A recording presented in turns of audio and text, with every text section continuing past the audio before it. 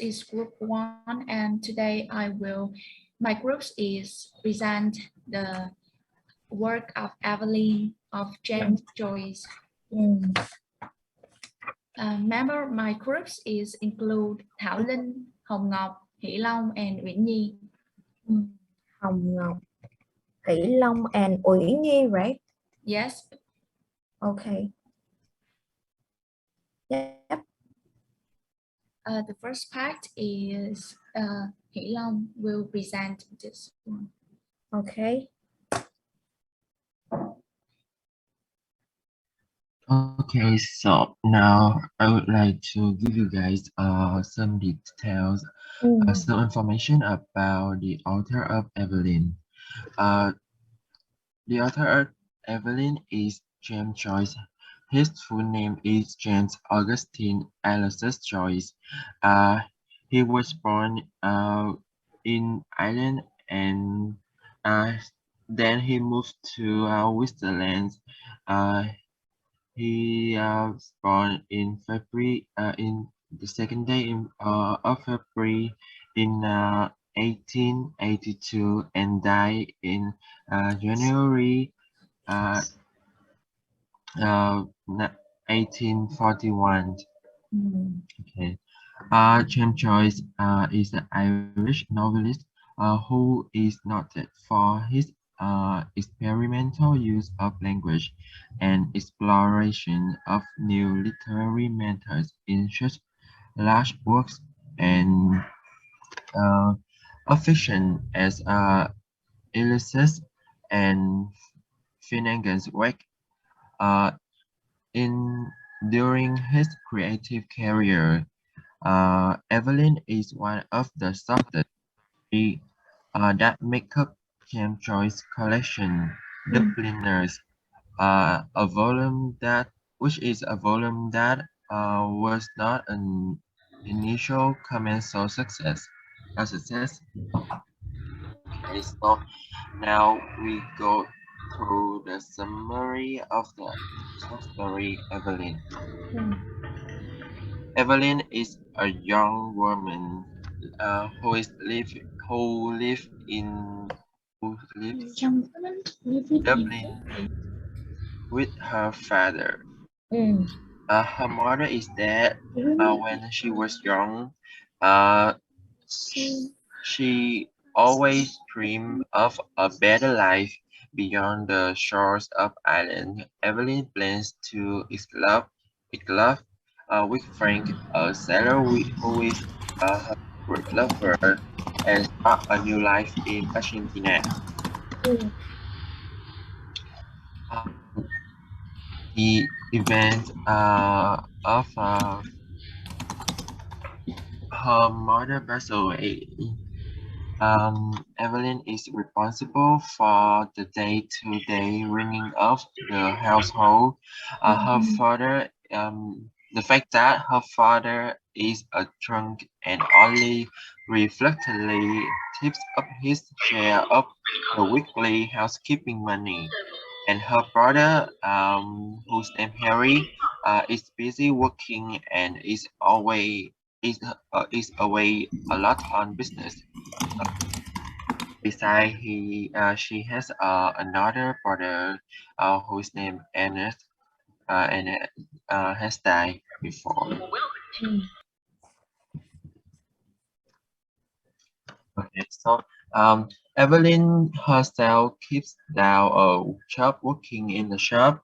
On Saturday nights, when she asks her father for some money, he tends to unleash a tigre. I don't know how to pronounce this word.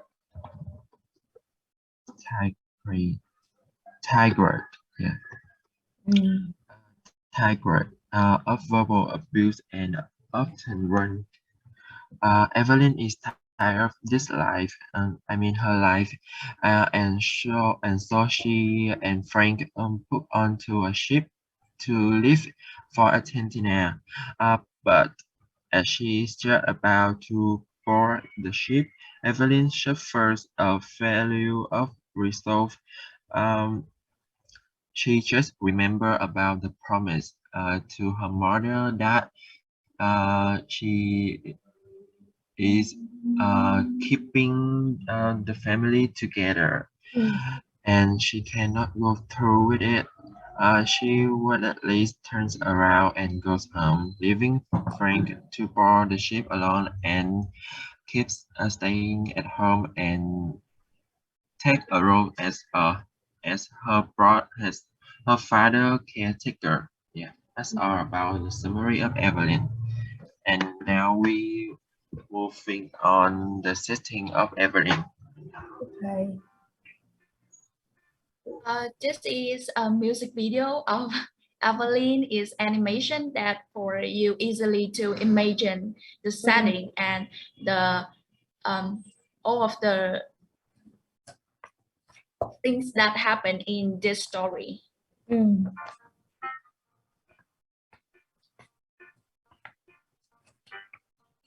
Collect us by this window with all the objects in this room. There's a field where the children used to play with hours in the lights.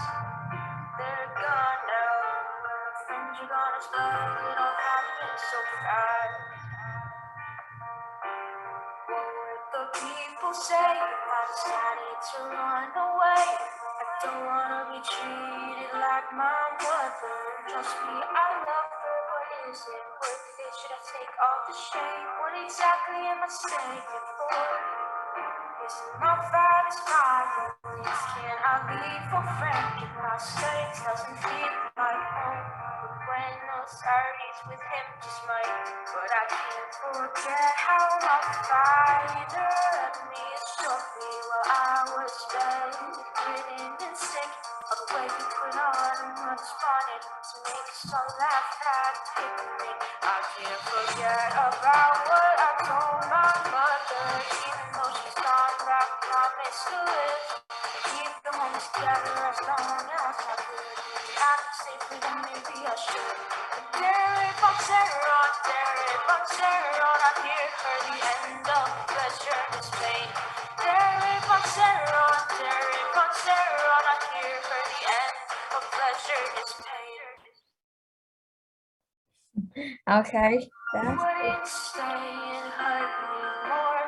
Don't I deserve better than this? What am I living for? There's a lot of things that I miss. I can't make up my mind. It's so hard to choose, but I think I'm running out of time. You God, just tell me what to do.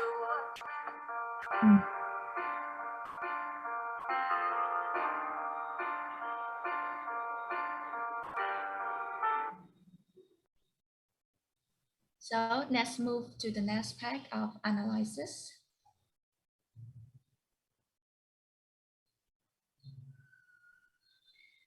In the analysis, we have the setting, point of view, character, plot, themes, and the last one is symbols. okay.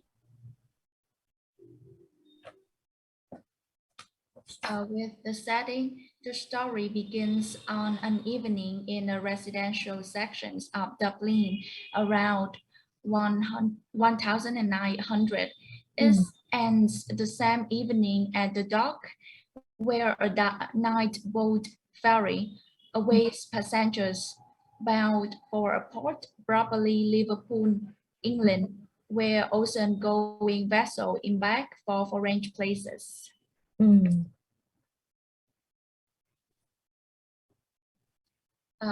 The next section is point of view.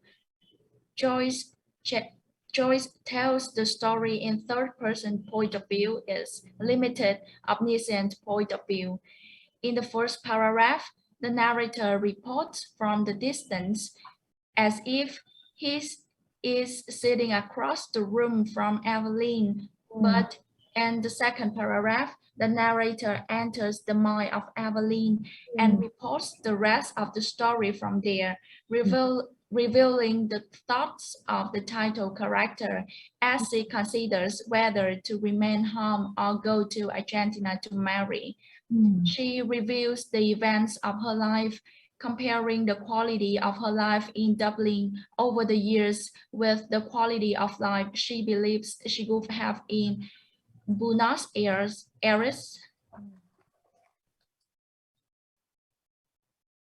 The next section is the system of character.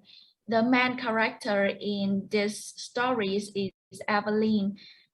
She is a Dublin woman, not yet 20. She lives at home with her father, who threatened her.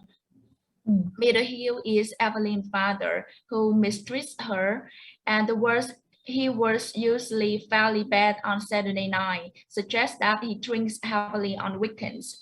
Mrs. Hill, deceased mother of Eveline. Frank is an ex-heiress seller who say he will marry Eveline after they go to Argentina to live. The next character is Eveline's brother. Eveline identifies onto two of them, the oldest, Ernest, who is dead at the time that Eveline reflects on her past, and Harry, who works in the church decorating business. The next character is Miss Gavin, supervisor at the stores, a retail outlet, who watches Eveline closely. A little crippled boy who was a playmate of Eveline when she was a child. Two more children Eveline take care of at home. It is not clear who their parents are. Devine's Water Dunn's playmates of Eveline when she was a child. One, Tizzy Dunn, is dead at the time that Eveline reflects on her past. And the last characters, but this is the most character too, is Italian street entertainer who plays a song that reminds Eveline of the night her mother died. He was also playing on the night of her mother's death. So we move to the plot of this story. The plot of this story is divided into three parts. Is unstable situation, that is, Eveline feels stifled by the monotonous routine of her Dublin life, household responsibility, and her abusive father. Therefore, he seems to want to escape with Frank, the man she likes, to Argentina in order to start a new life. And the climax occurs when Eveline decides not to board the ship while Frank sailed come in paragraph 21-24. And the stable situation is her refusal to obey his command could be a liberating moment for her. He chose to stay and accept the poor life with her abusive father. Okay.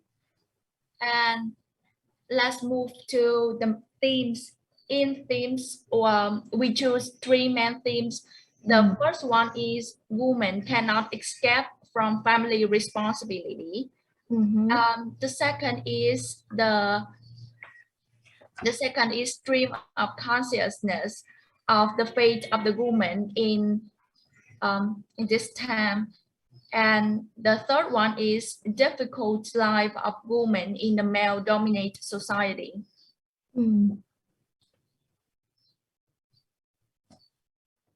So with the first themes, women cannot escape from family responsibility. The main character barely moves throughout the story. The verb which describe her as often verb in action. For example, sat in the first paragraph, and verbs are also deliberately presented in the passive form, like her head was lean. The stress on inactions or paralysis ends with the visual description on Eveline frozen, passive, like the helpless animal. Yep. She's too scared to leave Ireland, and her lover as possible source of danger, like on the seas of the world tumble about her head. Frank were drawing her into them, he would drown her. Instead of an uncertain but hopeful future, she faced a certain and dismal future that may well repeat her mother's sad life story. So she prays to God to make her able to make the decisions, which again shows her in action because she's the one who has to take the decision and execute it. She feels powerless, and this is also contributing factor to her inactivity. Okay. So another reasons to make her in action and cannot escape from her family responsibility is the religions. In the story is Catholicism. When Eveline considers all these factors, she smells heresy because for her own ends, she's deserting her father. At the end, she decides to sacrifice her own future and freedom for her family, and that will result in rewards from God. This religion teach her to keep promises, and her promise with her mother by her to stay home, and if she doesn't do so, she could be committing a sin. She's also considered, she promised that she has met with God, and to keep them, she abandons her plans and Frank. So the second themes is the stream of consciousness about the fate of women in Irish society. Start with Natasha. She remembered the happy old day in the childhood, but then she suddenly yearned for happiness and freedom. She don't want to live the same life of her mother. However, at the end, she's scared. She realizes she's trapped and can never escape. The description of Eveline's thoughts and emotion dominate the text. Most of the actions take place within Eveline's head. The words convey her thoughts, emotion, and the memories rather describing a series of events. So start with the nostalgia. Eveline is emotionally attached to her childhood memories because her upbringing psychologically crippled her. The thoughts of leaving her home and own its familiar objects saddens her because she has never dreamed of being divided from them.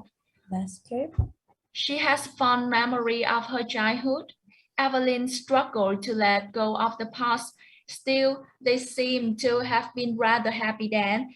Her father not so bad then, and besides, her mother was alive.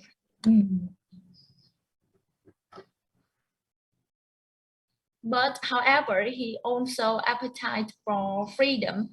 Eveline's design a life of happiness and independence, which her mother did not have. This impulse is strung up when Eveline hears the street organist playing and remember her mother. As she mused, the beautiful visions of her mother's life laid its spell on the very quick of her being, that life of commonplace sacrifice closing in final craziness. Eveline's is conflict about living with Frank and keeping her promise with her mother. Eveline's is a young woman who reflects the pull of a poor domestic life with hope based in the past and the possibility of a bright future with the fans. But suddenly, Eveline had a strong desire to live with Frank and embark on a new chapter in her life story. Escape, she must escape. She must escape. Frank would shape her. He would give her life, perhaps love too. But he wanted to live. Why should she be unhappy? She had a right to unhappiness. Frank would take her in his arm, fold her in his arm, he would shave her.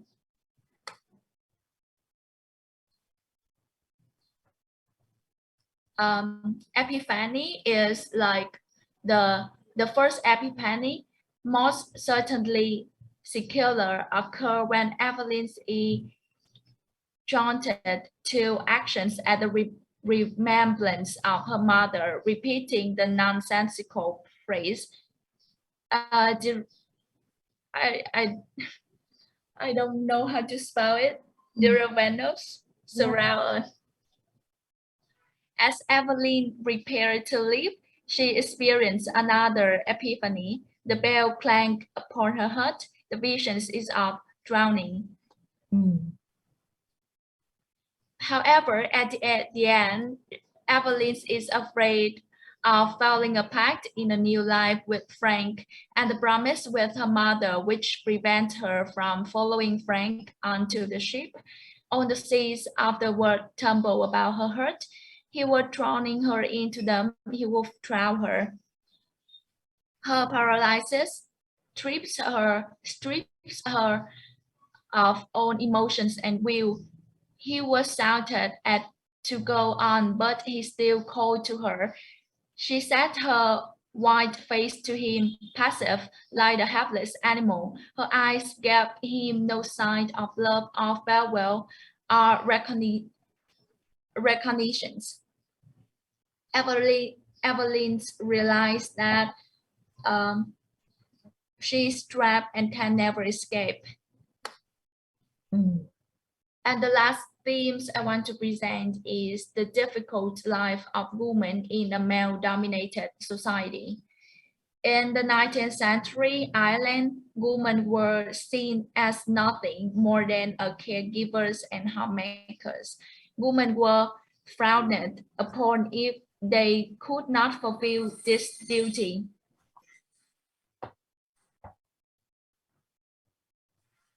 Eveline wondered what would be said about her in the stores when they found out that he had run away with her fellow. Eveline does not want to be looked down upon the abandoning her home. Eveline wondered that what would be said about her in the store when they found out that she has run away with a fellow. Sorry, I repeated. Eveline's mother made her promise to keep her home together as long as she could. Eveline is determined to keep this promise because she has a mistaken sense of obligation to her family.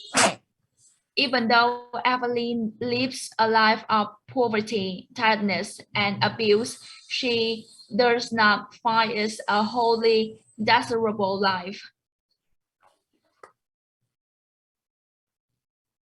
The next section is about the symbolism, which in charge of Hồng Ngọc.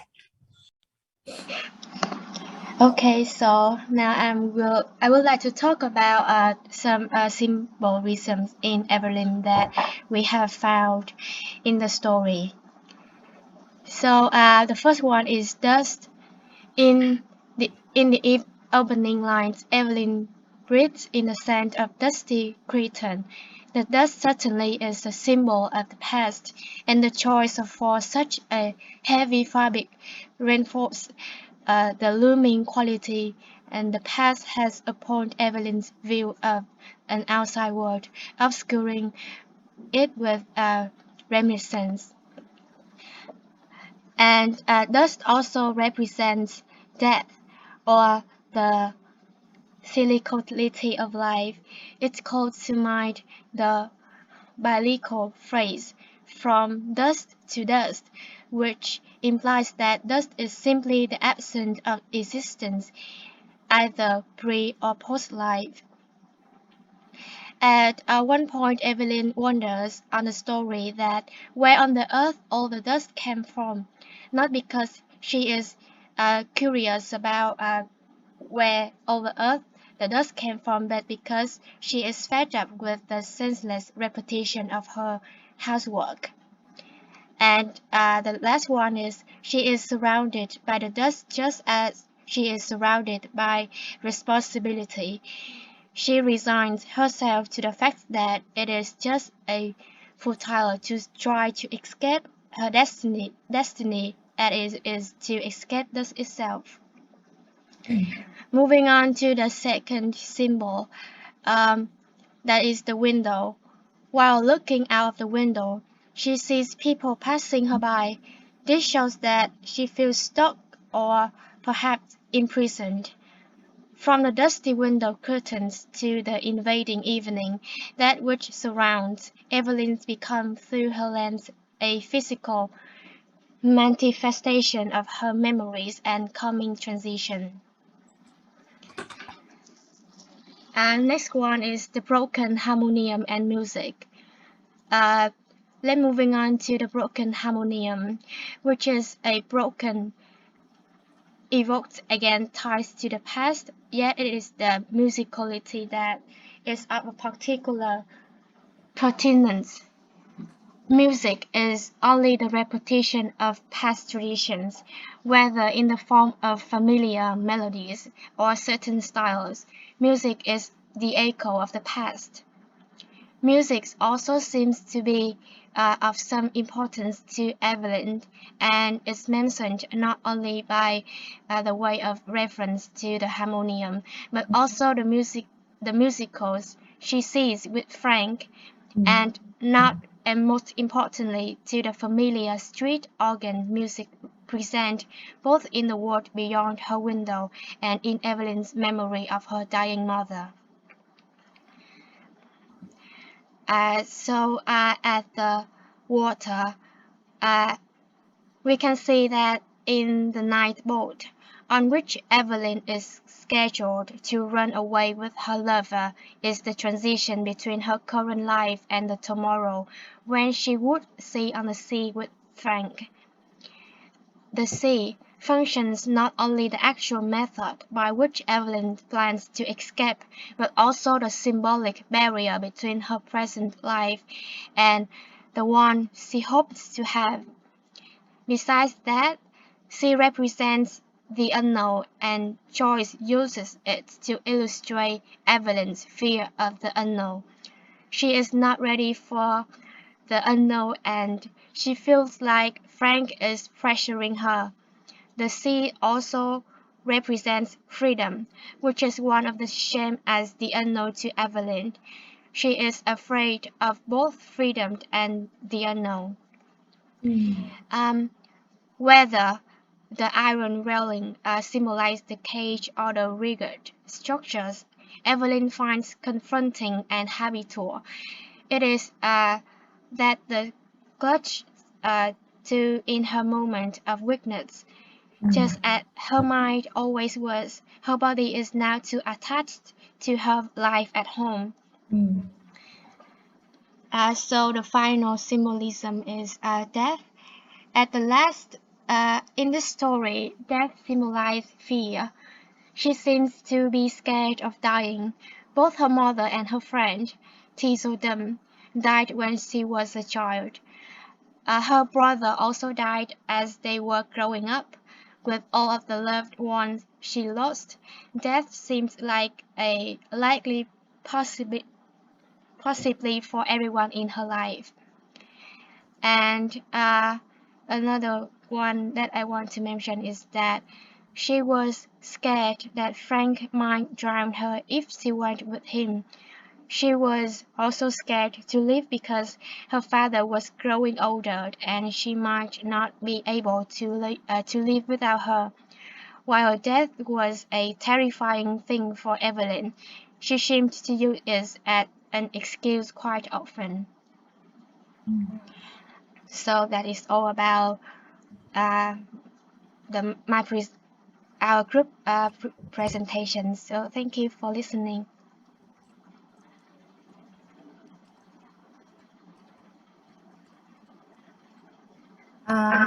Okay. So the group presenting, would you please show me your very first slide? The first slide. Can you share the first slide? The one you have table of contents. Table of content. Okay.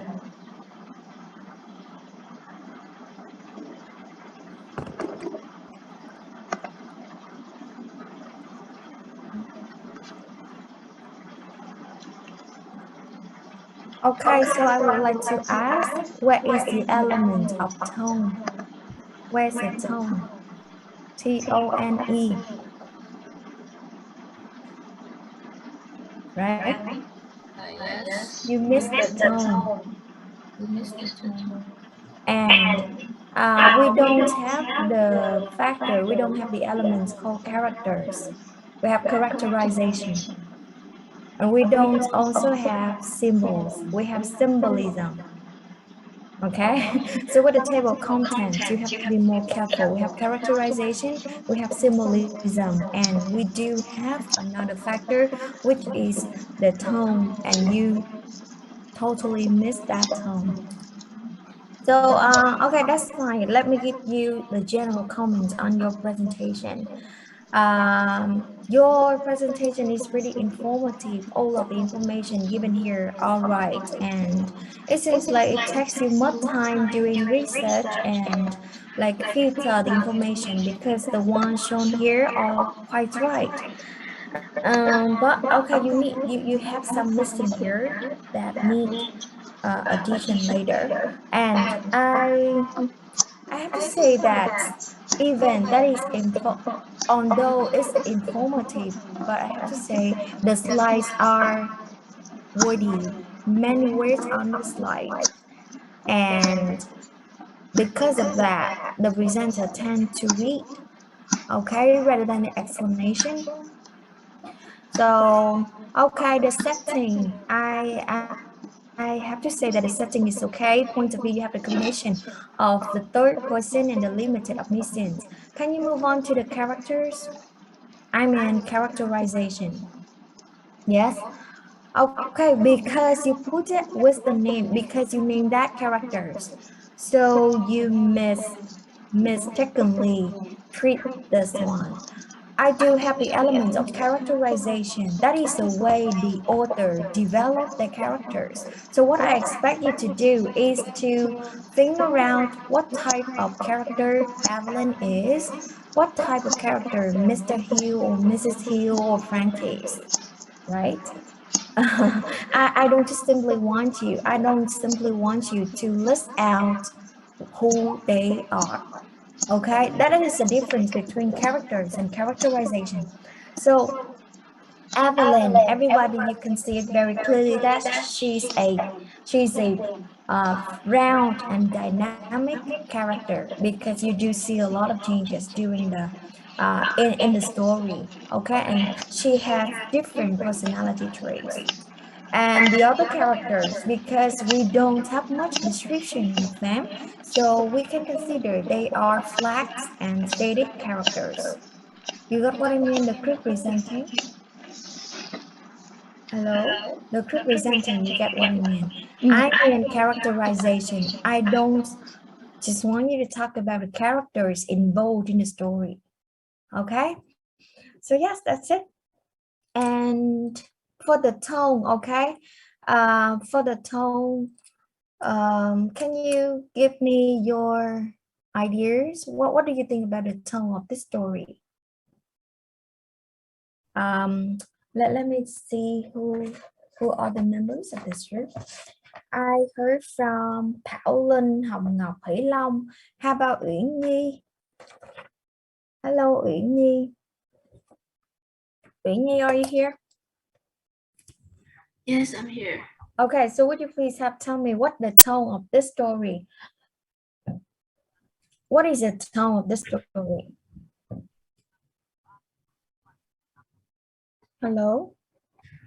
My throat condition is not that good, and Sorry? I can hear you. So can you tell me what is the tone of the story? the tone throughout is the main character. Evelyn will explore a new life with I her. don't know what the tone is. The Yeah. tone is the attitude of the writer toward the characters, toward the situation in the story. That's nothing to do with what you have just shared. So what is the attitude of the writer toward the story?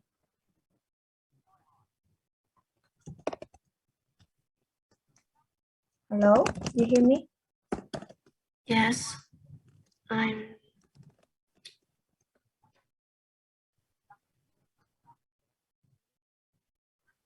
Because that is like, Yes. yep, okay, go ahead. The is the apprehensive, the restless, and Joyce supports the main characters' variable and contradictory contradictory emotions. And sometimes uh, Evelyn is nostalgic and remembers at a time when her mother and brother was still alive. Hmm. I guess you're not on the right track when it comes to the tone. That's not quite right.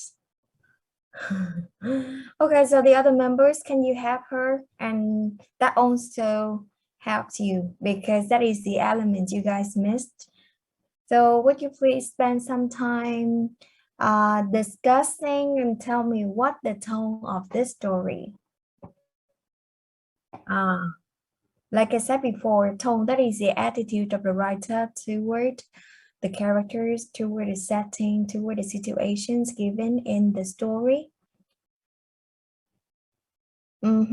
So at the end of the story, at the end, after you finish reading, well, what is the feeling? How do you feel when you finish reading the story here? How do you feel? That is a feeling of joy or the feeling of desperation or the feeling of like hopelessness. Hello? Anybody here can share what you think? Thảo Nguyên. Thảo Nguyên. Hello, Thảo Nguyên. Yes, ma'am. Yes, okay. Do you have any idea about the tone of the story? No, miss. What do you mean by no? Have you read the story yet? No. Hey, why not? Why not? Everybody's supposed to read all of the words here because in your final test, you have to write about this. Even that's not your group's assignment to present. You have to read this. I have to say that is your responsibility. Hey. Yeah, you can add Hồng Ngọc. Everybody, this is just a friendly reminder that don't just read the work you are in charge of, because if you just read one, I'm sure that when you come to your final test, you would have nothing to write about, because only when you read the text, you can be able to understand what the questions we're gonna discuss, and the questions listed, they are considered to be taken as your test, as your final test. Okay, so don't just say, oh my god, this is not my group, so I don't know anything about that. So that is not acceptable. Oh, okay. So you really took me by surprise when you said you didn't read it. Oh, how can you not read it? Okay, so Ngọc, go ahead to share. Ngọc. Hồng Ngọc, yeah.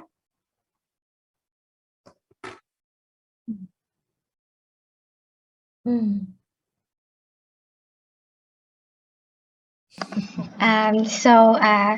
Joyce changed tone to show Evelyn's indecisiveness about whether she should stay and help her family or experience a new life with her lover. When she's leaning toward staying, the tone is melancholy and Melancholy.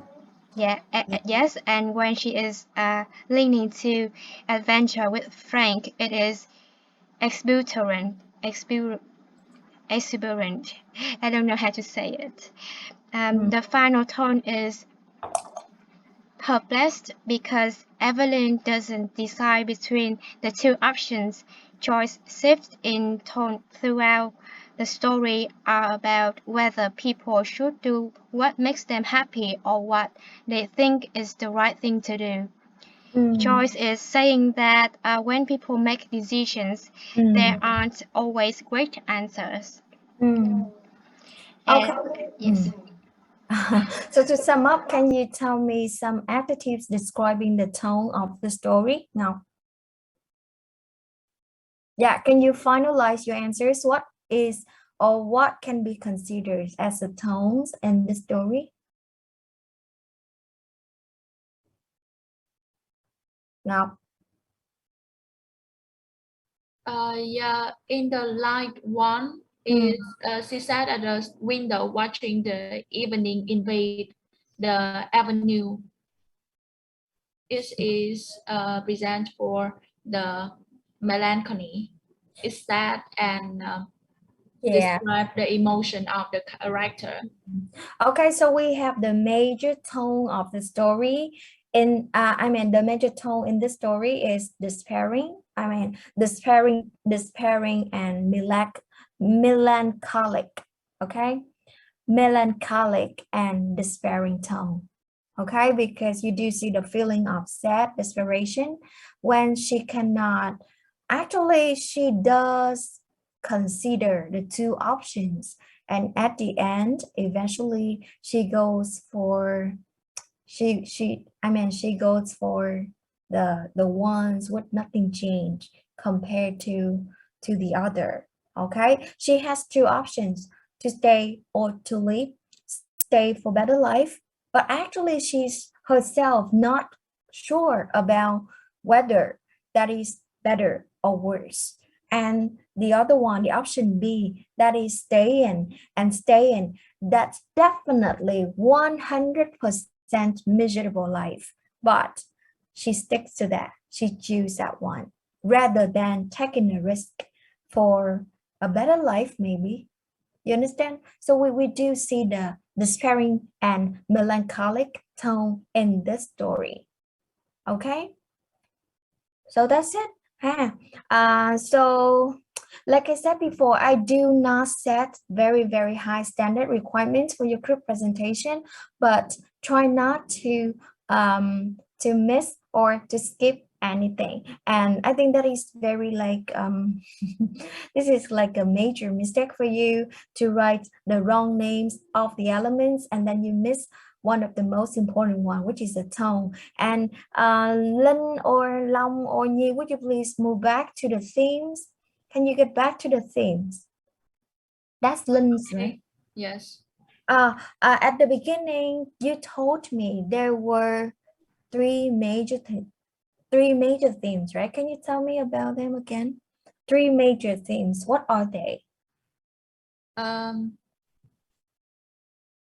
The first one is about something like women can't escape from family responsibility. Yeah, this one. How about the second one? The second one is about the stream of consciousness about the fate of women in Irish society. The stream of consciousness about the fate of women in Irish society. So what is about the stream of consciousness? What is your comment on this? What does the writer say about the stream of consciousness?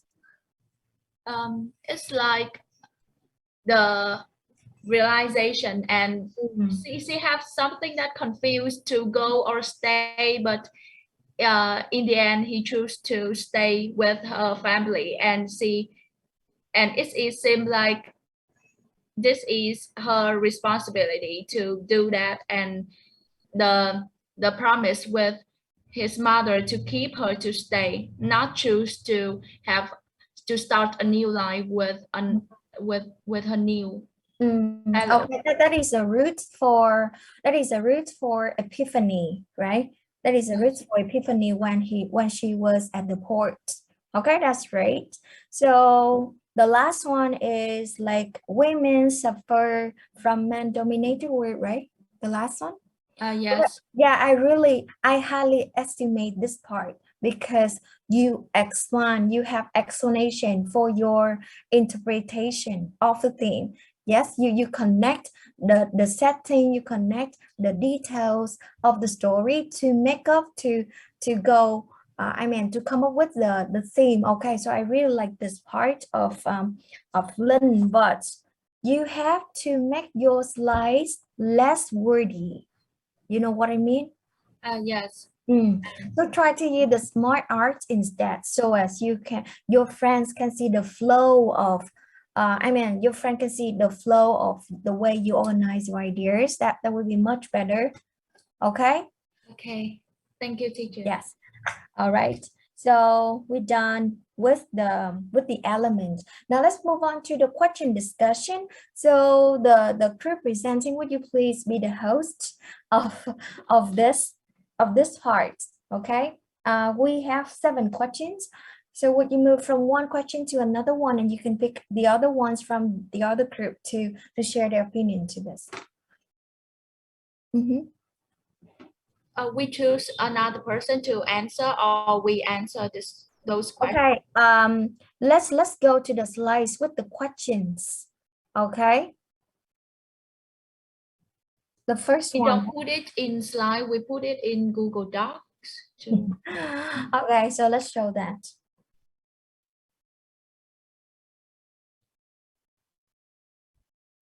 Let's show the Google Doc that you have prepared before.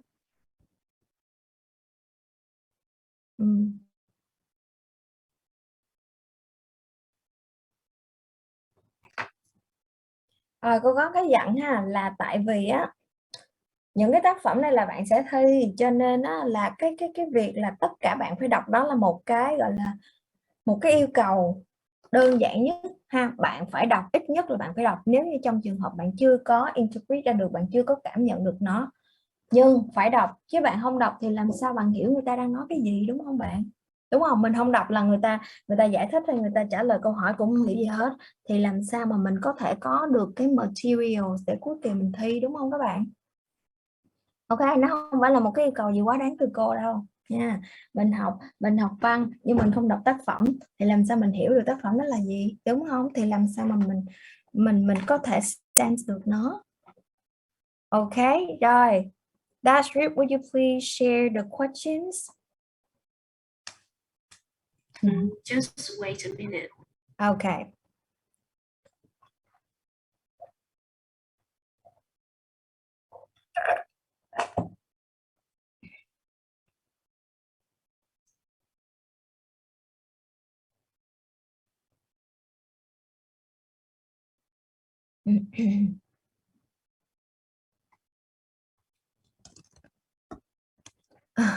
Or you want me to share?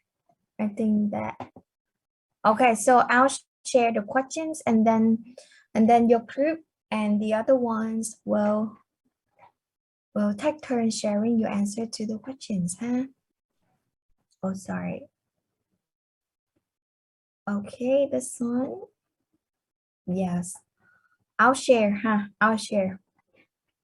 There's the first questions. What actually prevents Eveline from leaving her home? What sort of this? Okay, let's look at the first part. What actually prevents Eveline from leaving her home? So I would like to ask the one not from the presenting group. Okay, Tiên Vũ. Hello Vũ. Vũ Tiên, Tiên, right? Yeah. Yes. So what actually prevents her from leaving her home?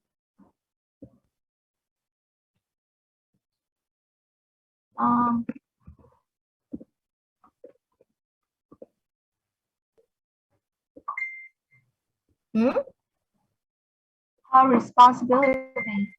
Sorry? I think it's her responsibility. Okay, what type of responsibility she's bearing?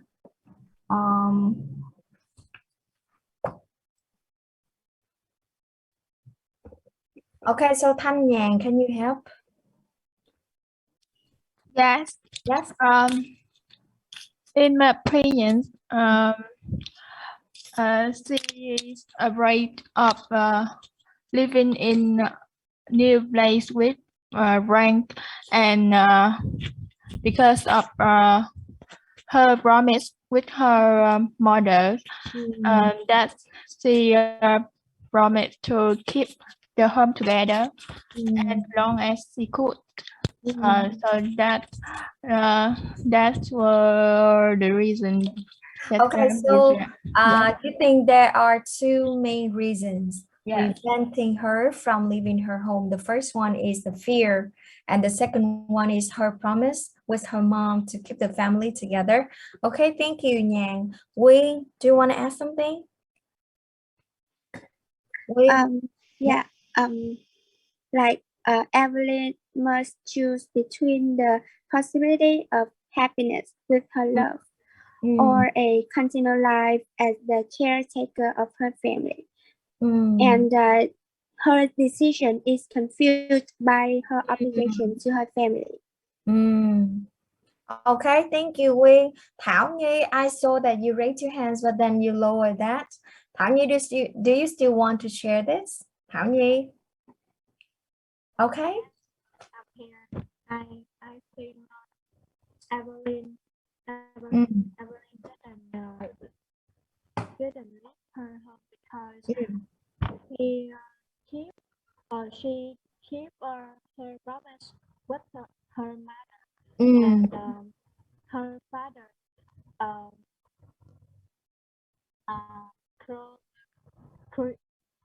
grow more elder, so she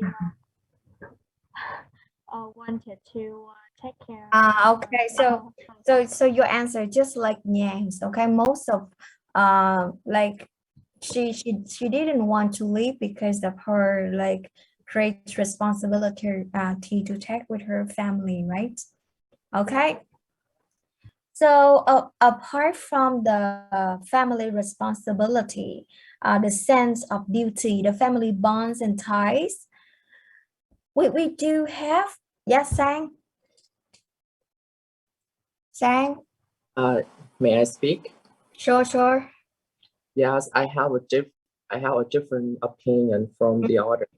So I think it's to Evelyn's personality. Because, yeah, I feel that she's so weak and feeble to make that she doesn't dare to make any change. Yeah, that's the point.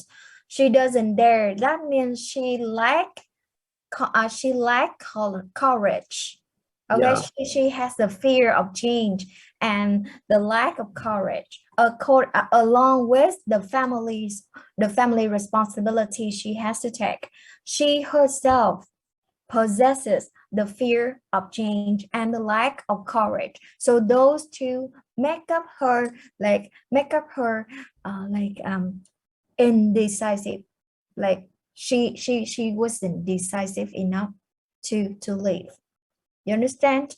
Tức là ngoài cái việc á, là family responsibility thì cái personality cái personality traits của Evelyn cũng là một người sao các bạn? Bản thân cổ cũng không có decisive enough, đúng không? Cũng không phải là một người strong enough để có thể đưa ra một cái quyết định mà thay đổi bản thân của cổ. Và rõ ràng nha các bạn sẽ thấy là cổ không sure về cái việc là live with friends can bring happiness or not. Let's look at the paragraph 4. She had consented to go away to leave her home. Was that wise? She tried to weigh each side of the questions. Okay, actually, she herself was not sure about the future life. Okay, tức là cổ nghi ngờ về cuộc sống tương lai, không biết có tốt hơn hay không, đúng không? Và bản thân cổ cũng chưa chắc cái điều đó, nhưng cuối cùng thì cổ lại quyết định ở lại với một cái safer option. Nhưng mà cái safer option đó là nó definitely là miserable. Thì mặc dù biết nó là miserable đó, nó là 100% miserable, nhưng mà cổ vẫn không có dám để đi thêm một bước nữa, không có dám step on the board for cái unsure about the life đó, hiểu các bạn? Thì tại sao nó lại có cái gọi là cái personality traits như vậy, thì nó lại quay về câu chuyện là cái setting khi đó, đúng không? Cái setting khi đó là sao? Đó là man dominated world, ok? Và các bạn sẽ thấy những cái gọi là cái social pressure mà mình sẽ discuss in the question number 7. Okay, yeah, that's it. Thank you, Sang. Anyway, I have to say that Nhàn, Nguyên, Thảo Nhi, and Sang, all of you can have the bonus for your volunteer. Okay. Yes. I just asked you to answer the most important ones. And for the second part here, was this sort of situation more common when Joy wrote the story? Then now I think you can answer this. That's Wing Fan, what do you want to share? Yep, Wing. Yeah. I think the common situation is that Joyce put his character in a difficult situation. Like she must choose whether the love or her family. But the question here is about the popularity of the situation compared to this present time. Do you think that's still common? Do you think that's still common now? Yeah, I think so. When a woman has to choose between her love, her private life, and her family, do you think that's as common as it was in the past? Maybe women nowadays just they have to choose between her family or her career. Actually, we do have the situations, but it's definitely not as common as it was in the past, because like nowadays, you know, that's kind of we do have the right, not really equal, but the women's had more rights compared to they did in the past. You know, like in the setting here, the story was written and like before the time where women had a right to vote. So we have to say that now women have more rights. Okay, so the situation is not as common as it used to be. Okay, so yes. Yeah. So let's move on to number 2. Okay, this one is just like about your personal experience. Hãy Long. Okay, the representing. Hello, Long. Hello, Long. Hãy Long, are you still here? Hey, Hãy Long, where are you? Hãy Long, where? Yes, I'm here. Yes. I just in my toilet time. Hey, come on. Just wait for some more minutes for that time. Okay, do you or have you ever felt like Eveline towards your family? Long. Okay, so honestly speaking, I'm lucky that I'm living in a happy family. It could hardly find any serious arguments among members. My dad is a wonderful man. However, I feel a deep sympathy for her. If I were her, I would decide to stay with my family. After all, in her home anyway, she has shelter and food. She had those whom she had known all her life about her, giving her a feeling of safety and security. However, if she lives home with her lover, Frank, to begin a new life could be a positive change, but at the same time. Okay, Long, if you were in Eveline situation, what would you do? You would leave or you would stay? What is the option you go for? Yeah, if I were her, I would decide to stay with my family. Oh, really? Wow, so you just like as undecisive at her? Oh, it's like... Or you don't love Frank? Don't love Frank? You don't love? If I were her, I love Frank. But Oh yes, you told me. You told me you would love Frank. yes, You I will love think Frank. Okay, yes. I think that lover is just a lover. You Ah, cannot love anyone uh, at in the whole of your life. You know, like oh, okay. Wow. Such a it's, faithful boy. yes, yes. But can I say something? Yeah, sure, nghe. But the difference here is that families in Irish or Switzerland is different from families in Asian. Yeah, So that's it because we have different contexts. That's the reason why I asked him if he was her, and he said he would stay. yeah, that's Okay, why and if you were Eveline, what would you do? Yeah. I would go for Frank, honestly, because I feels like reading a whole story. Evelyn has lived her whole life for her families, keeping a promise with her mother and so on. She hasn't been living for her life. So she's young. Why don't I give a change for myself? So But that's the way, isn't it?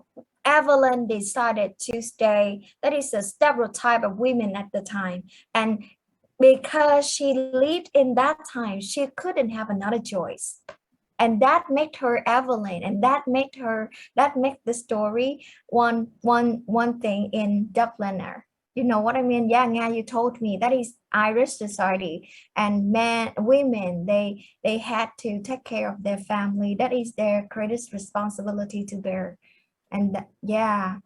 that I think that's the story of concept is changed throughout the time, but yeah, it does. It is true when it comes to that time setting, that time Irish society. So our mindset has been changed already. So we do not behave like her. Yes, We may true. not behave like her because we think in a different way, and we are living in a different societies compared to her. So we cannot say for sure like she's like she's not good or this is her bad choice. We cannot say so. Okay. Yeah, that's good. Yeah. And number 3. Okay, how can I undo this? Okay, describe the attitude of parents in your country to children leaving home. Okay, everyone, the reconnecting. What's your name? The reconnecting. I see somebody with the name reconnecting. What's your name? Yeah, Ngân ạ. Ngân, okay. I think that parents not allow their children to leave home. They think that's in your country, huh? Remember, this is our Vietnamese culture.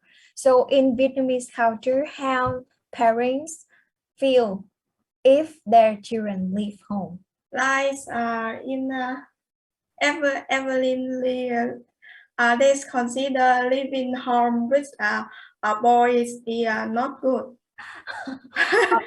Yes. Kêu bỏ nhà theo trai. Dạ đúng rồi, nhưng mà nếu như mà cô thì cô cũng bỏ nhà theo trai trong trường hợp này ha. Okay, yes, especially when you live with your boyfriend or girlfriend, that's kind of like immoral. Yeah, that goes against the society standards, huh? So that does not belong to the moral behavior that we are supposed to do. But yeah, somebody volunteer. I do not see your name, but yes, me, Thùy Trinh. Yeah. Kiều Trinh, right? Thùy Trinh. Thùy Trinh. Okay, Trinh. Yes, in my opinion, I think it depends on each parent lifestyle and outlook. Yeah, so, but as for my own parents, they always want me to choose my own way of life. Yeah, so if I leave the home, in case that my parents know that I'm safe and know that where I'm going, so they will not stop me. Regardless of the fact that you are living with your boyfriend, they would they would be okay with that. They would be okay. Yeah, I think if they know that I will save, if they believe in me, they will not stop me. I think so. Okay, yes. I do not think that your parents are such open-minded ones. But anyway, yes, you should enjoy that. Okay. But Yes. don't leave your home for another man. Okay. That's not a good choice, I have to say. Okay, you have to weigh, okay, you have to weigh both sides of the thing here.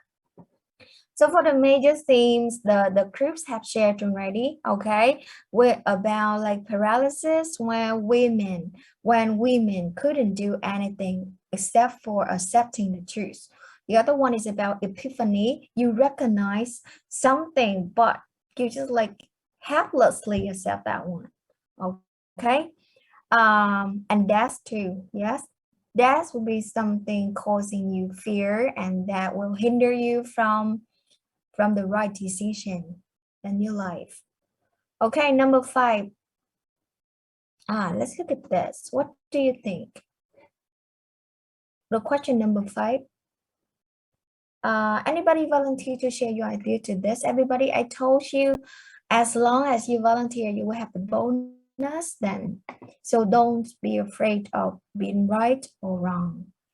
Do you think it would have been monstrous to abandon her elderly father? Nobody? May I speak? Sang, yeah. I partially agree with this statement. Like, I think this is immoral. Like, she has tried to live in order to find her own happiness. But because she has sacrificed her own youth to take care of her family, but when it's come to love, she shouldn't do that because he's still her father. So with there would be no her. So yeah, so I believe that she should still be like dutiful to her father. Yeah, that's the way the cookie crumbles. Yeah. Okay, so you should, that's okay for you to leave, but with permission or with notice beforehand. Is that what you mean, Sang? Yes. Yeah, I agree with you. If I were her, I would behave that way. I would leave, yes, I would definitely, but not in the way like secret like that. Okay, I will ask for permission first, but if he didn't agree, okay, I would still leave without permission, but at least with a notice. Okay, anybody want to share your opinion on this? Share your response. Thị Vi, hai Thị Vi. Vi. Thị Vi, I see that. Yes. Yeah, okay, what do you think? Sorry, I haven't read this. I haven't read this. Have you read The Rocking Horse Winner? Yeah, I haven't read this story. So have you read The Rocking Horse Winner, which is a second work with the presentation after a small break? Have you ever read The Rocking Horse Winner? Yes. That is your group's assignments? Yeah, no. So why don't you read the Eveline? Why do you selectively read the work? Okay, so I don't know why. Yeah. Okay, yeah, that's your choice. Sorry. Okay, you don't have to sorry. You don't have to say sorry to me. That's just your choice and your decision. Okay, nobody want to share, so I would like to move on because we do have another work to analyze. So yeah, I would move on to number 6. Decide whether her promise to her mother to keep the family together is still binding now that the children have grown up. Yep. Anybody volunteer? Anybody volunteer? Okay, so I want can you to know. please explain the question? Okay, the promise still binding. That means the promise still valid, still Like, does she have to keep the promise until the children in her house, I mean, her brothers, her brother, her brother grown up? Does she has to keep that until the end of her life? Yeah, that is the meaning of the questions. Huh? Does she have to keep that until the end of her life, even when the children grown up? Anybody want to share the answer? If nobody want to share, I would like to ask the group presenting. Hồng Ngọc, can you share your group's answer to this? Hồng Ngọc. No, hello. Yep. So what is your group answer to this? Ngọc, hello. Hello, Ngọc, are you talking? I do not hear you. Okay.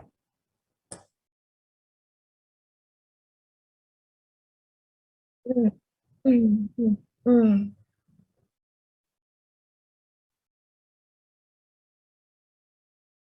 Mm, mm,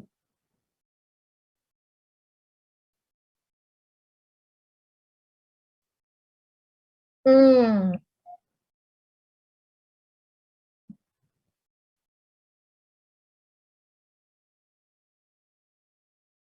Yes.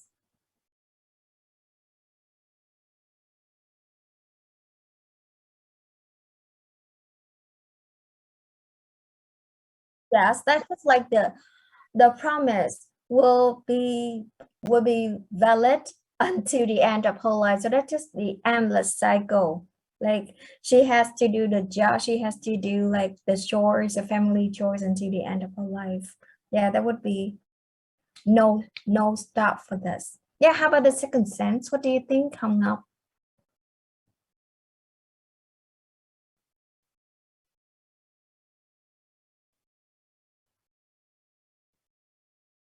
Mm,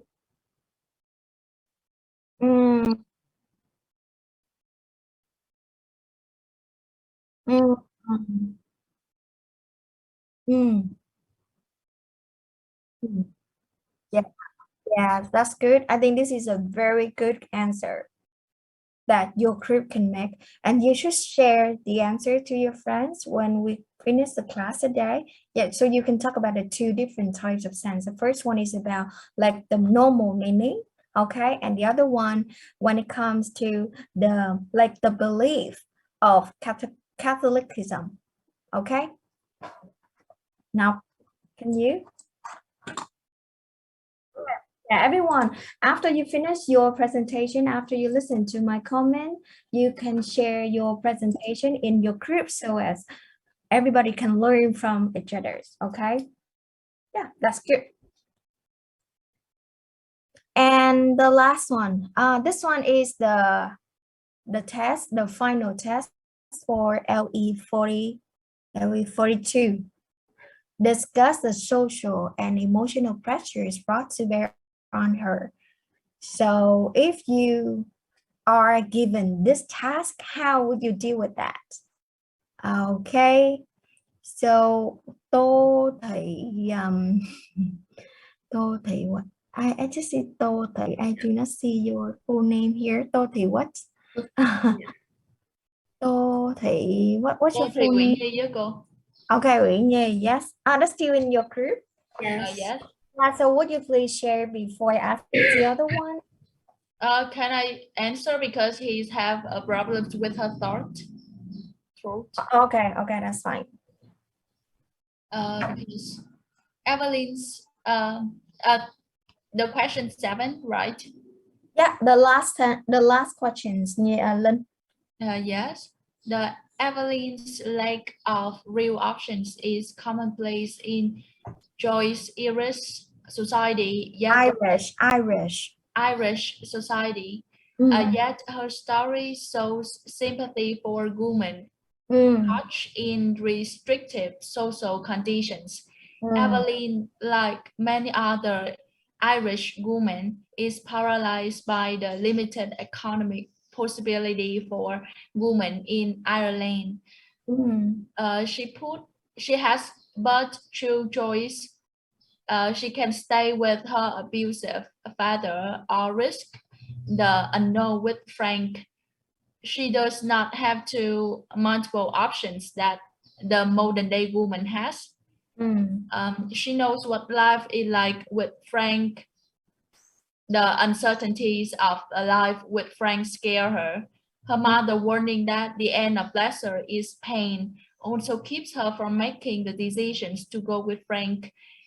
She might be happy with Frank for a while, but the pain note in her mother warning is sure to follow. Eveline, Actually, we do have the warning from her father too. Yes. Yeah, from her father. We do see that in the paragraph number 6. I know these seller jabs. Actually, and you can see in reality, her father didn't have good impression of Frank, and that's the reason why they had to meet. They have to meet secretly. Okay, and you can see like her father had quarreled with Frank. Okay, so yeah, okay, go ahead, Lynn. Eveline is also paralyzed young woman into frightened to grasp her change as life and love.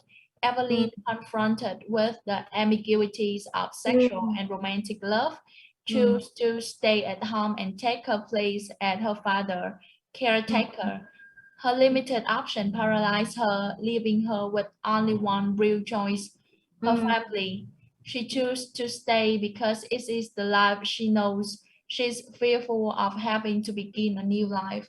And also she's fear about another person talk to her in the store. Yeah, that's good. She's like, let's look at the paragraph number 4, right? Yes, paragraph number 4. Yeah, what would they say of her in the stores when they found out that she had run away with a fellow? Well, she's scared. Okay, she's afraid of the things that people would talk about her when up in her life. Okay, that's good. What else to share, Lynn? That owns my. That's all.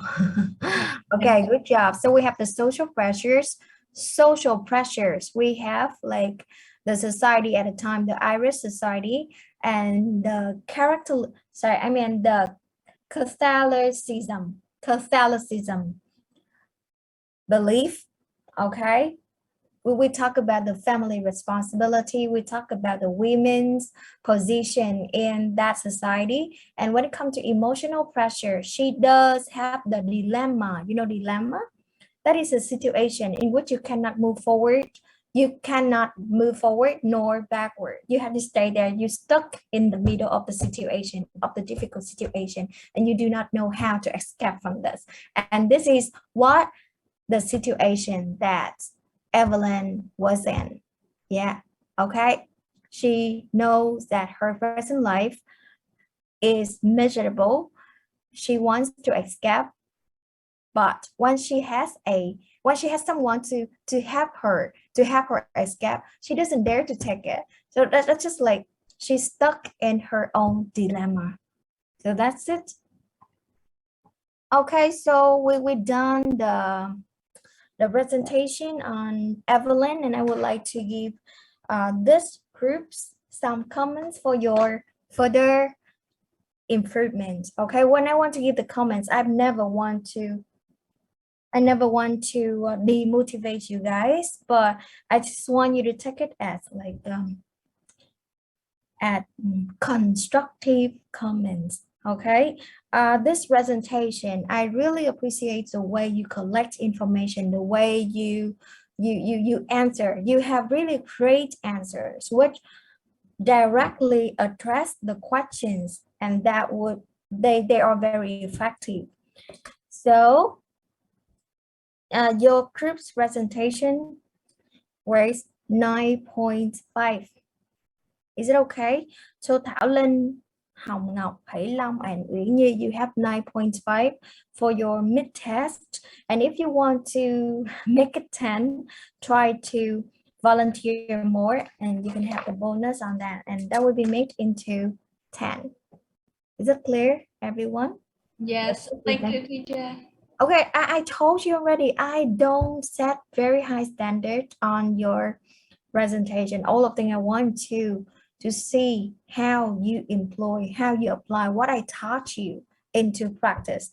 And if you misunderstood what I taught you, I'm willing to correct that for your further development, for your future improvements. So feel free to make mistakes. That's why you are here, okay? But please read the words, because I have nothing to do when you don't read the words. You got what I mean? Okay, so that's it. We're done with the first group, and for this section, I would love to give some bonus for Nhàn, Thanh Nhàn, Quyên, Sang. Okay, Sang, I would like to give you later because you have to. Quyên, Quyên seems like two. Nhi, what's your name? Nhi, Gia Thảo Nhi, Nga two.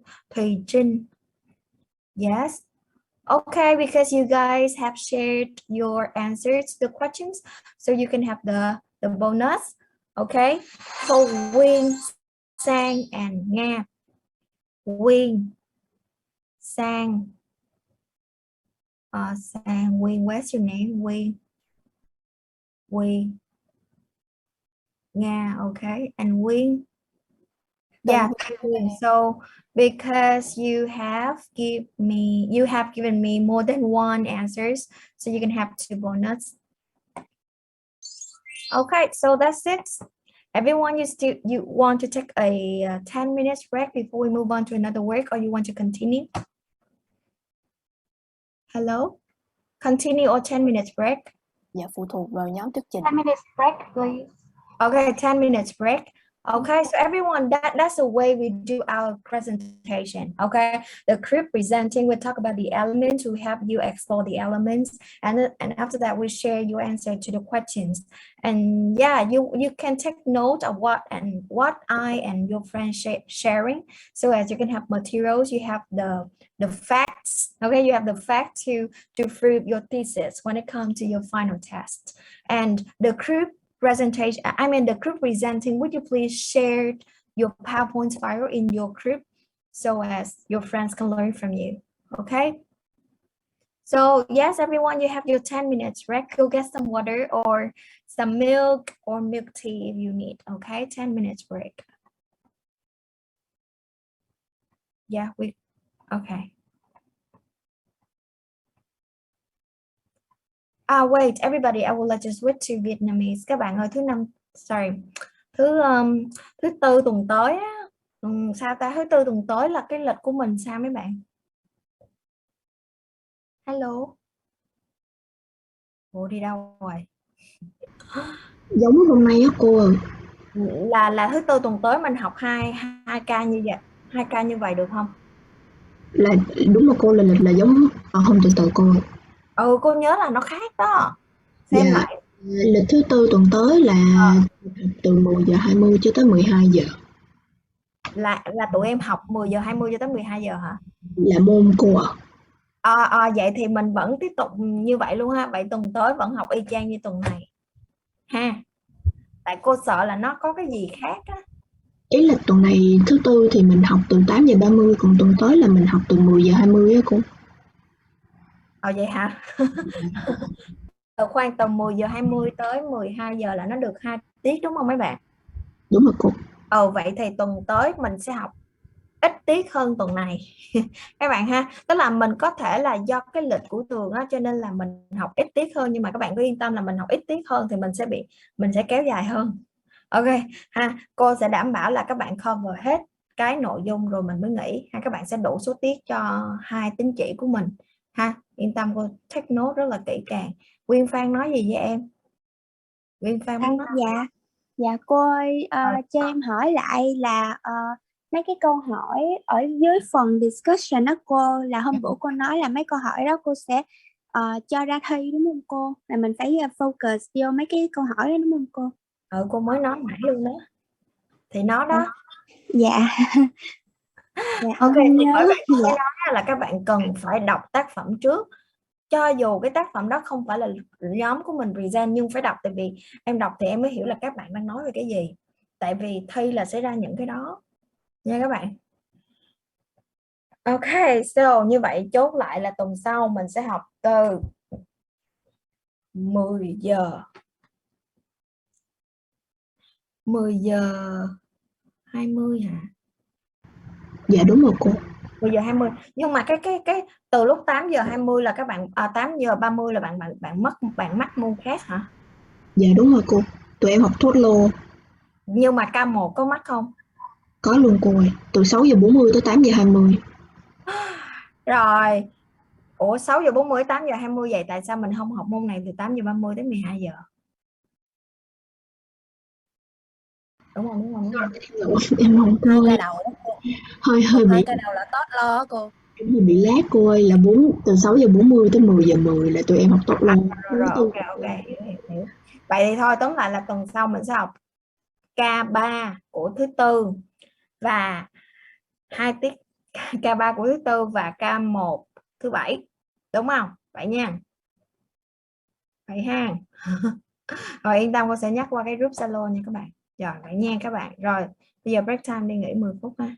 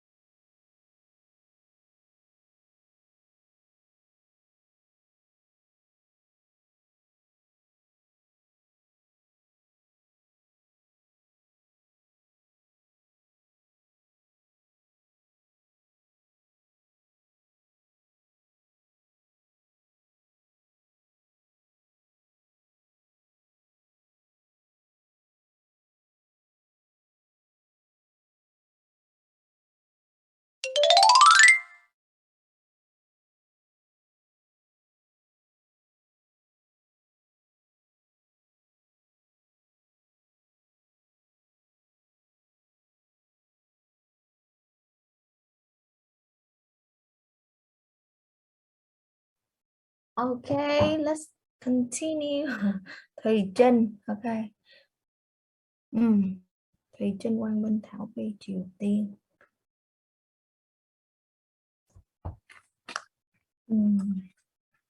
Triều Tiên, Thùy Trinh, Quang Minh.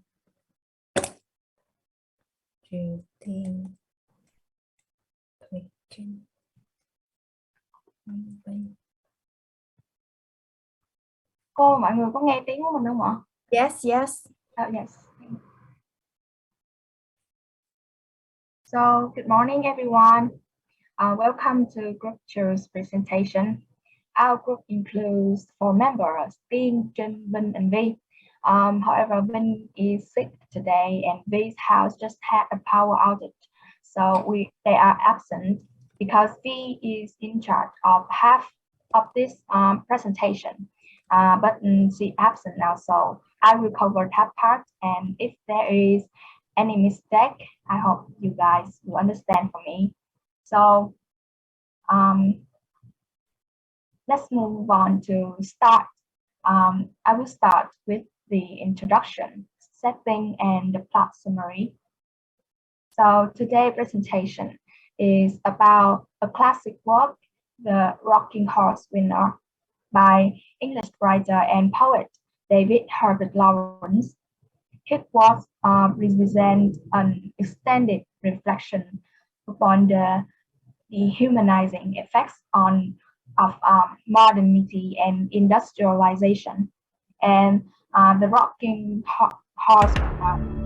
What? Please move back to the slide. Jen, can you hear me?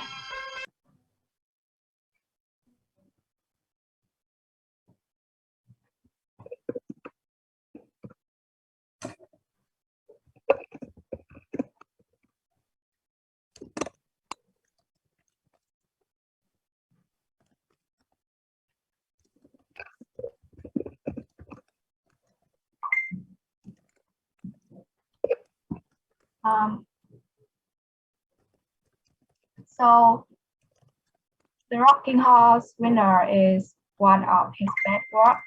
It was published in July 1926 in Harper Bazaar and subsequently appeared in the first volume of Lawrence's collected short story.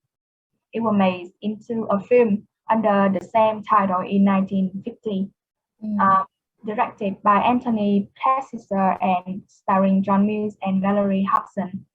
The story focused on a young boy, Paul, who wishes to win money for his mother and who managed to do so by riding his rocking horse until he enters a state of nearly frenzy, and he then managed to predict the name of the horse that will win in the next major race.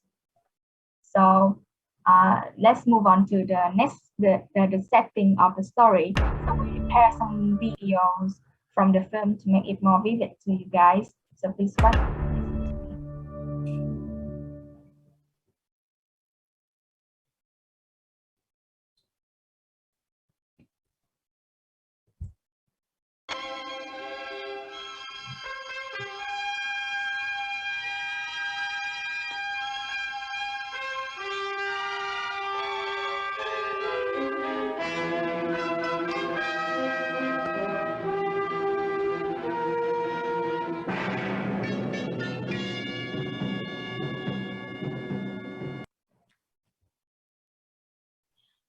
So the setting is the post-industrial revolution era in England, and the story takes place during a period that Americans call the Roaring Twenties, a time of characterized by greed and a grasping materialism.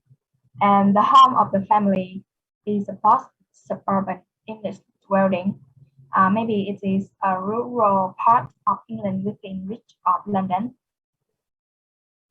Is not satisfied with motherhood and always wants more money to maintain the luxury life.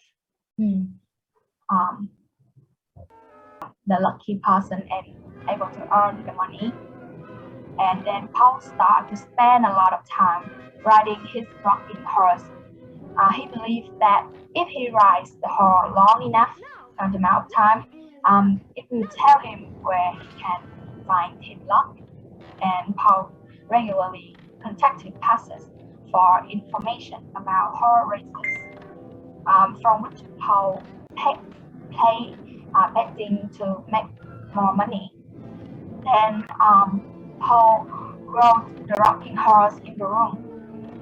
He will somehow know the name of the winning horse in the next race, and Paul felt like he was told by God.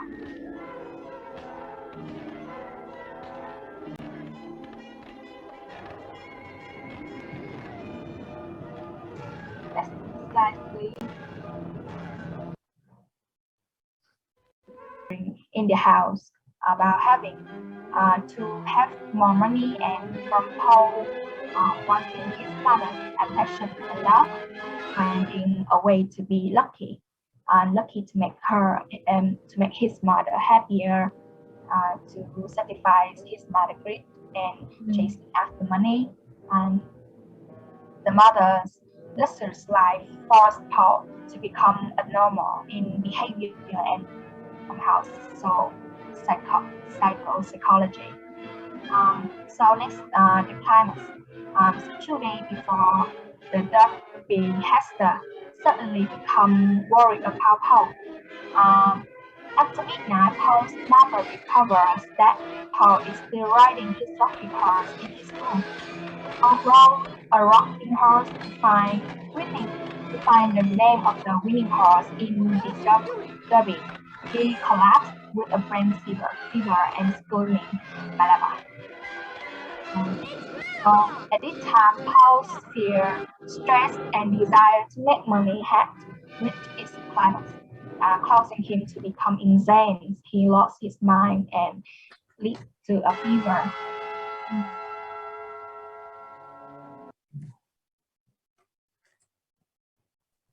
So about the following action. On the third day, Passett visits Paul, and he informs Paul that Malabar had won, and Paul has made over 70,000 pounds on the race, with his total race winnings at 80,000 pounds. So Paul was so overjoyed.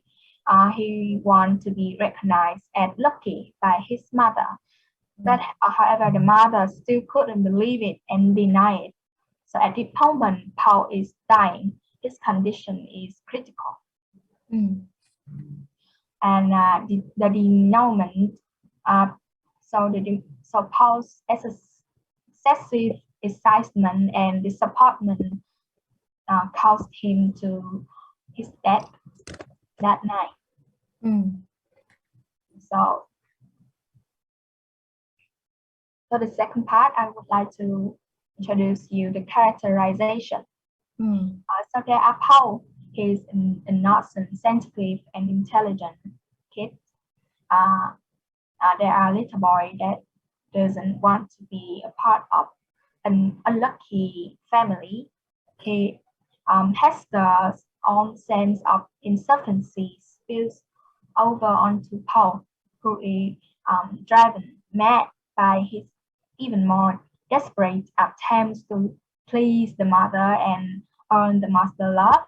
He plays the role of an adult, but his sacrifice for his family are not appreciated. So he poses a dynamic characters. There are so much emotion bubbling inside him. The fact that he is lack of love and affection from the mother, and caused his obsession about money and earning money for his mother, has made Paul from such innocent and sensitive and intelligent boy into like he gone mad and die at such a young age. So next we have the flat characters. There are the mother, the husband, Hassett, uncle, and Uncle Oscar. The mother is a cold and unfeeling, like she is very greedy and materialistic woman. And she is viewed in the cover of a loving mother and wife. However, she complains constantly about her lack of luck, her lack of money, and is upset with acquiring material wealth. The husband is described as a character that never do well, and as the mother said, he is an unlucky person. Passive, he is passive loyal. He is the family gardener. Passive helps Paul carry out his money, making endeavor by placing the best on Paul's behalf. About Uncle Oscar, he takes advantage of his nephew's supernatural talents to his own advantages. So he used Paul's luck to further his own wealth without considering for a moment that this might cause a pressure and such activity may place pressure on the young boy. About the theme of this story, so there are materialism. So the mother of the family is so hooked upon money and maintain their rich image that she caused her son to become sick while trying to support her cravings. So in the end, the mother is left with money, but is missing her son of a son. So the happiness, although Paul wins a significant amount of money, Hester is not satisfied at all, and instead she grows even more greedy. This suggests that happiness cannot be bought with luck or money. And generosity. Paul's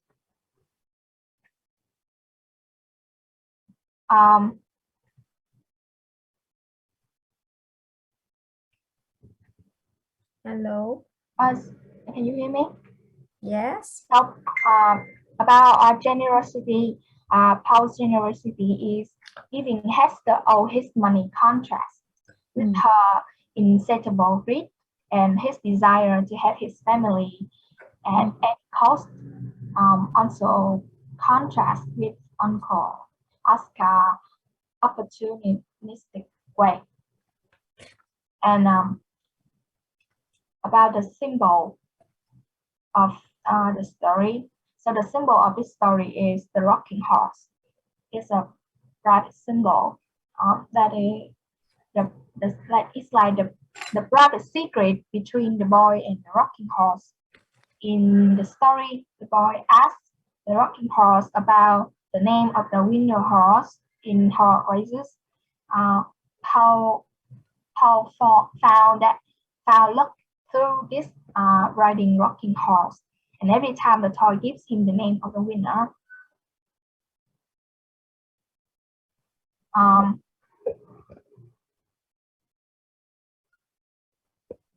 Yes. So the riding rocking horse,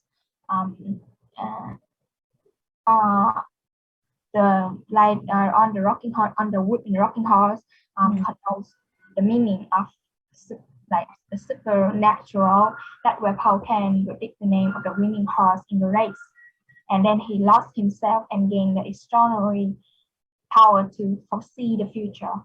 How is to he is too determined to raise his social status, and he has to find a winner. So he said, "Well, take me where there's luck." But sadly, he was brought to death by the extreme physical and psychological pressure. So whispering of the house is also a private symbol. Hester's own sense of insufficiency spills over onto Paul and the children. It became the boy's own obsession. since he thought there was a whisper in the house. So the house whisper that like there must be more money, like it symbolized the desire to live in the like luxury part of the society. Paul's mother always nags about not having much money or being unlucky after getting married her husband. So as a result, Paul felt more pressure to keep his mother happy and content. But all of his efforts were in vain because his mother never became happy, and she always wanted more money and more money. And about the point of view, third person omniscience. So the rocking horse winner is in third person omniscient point of view. The narrator is someone outside of this story, and that is like he's have seen all the story. However, the narrator is able to know what the characters are thinking and feeling. So that allows the reader to become intimately aware of both the mother's sense of frustration with her economic situation and with Paul's sense of desperation to make his mother happy. So the irony of this work is no matter how Paul tries, no matter how Paul get money for his mother, he can't meet his mother's material needs. So Paul wishes to receive love from his mother by giving the love that he has.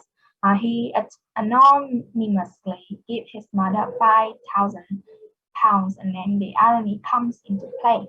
His gift has the opposite effect that he had hoped for. So Paul watched her face as she read the letter, and he saw the lawyer Lester and his mother read it.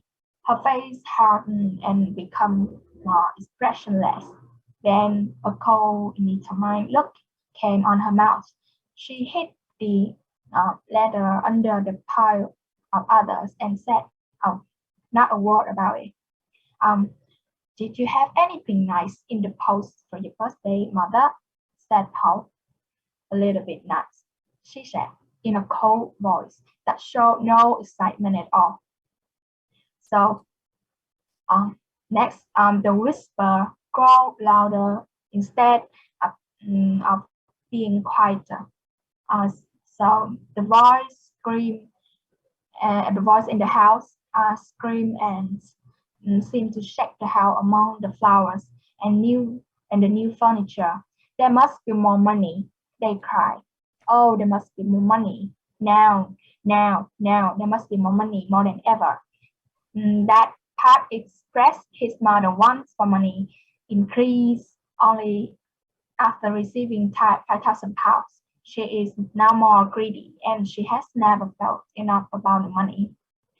So there are also an irony in the story's title. In the story title.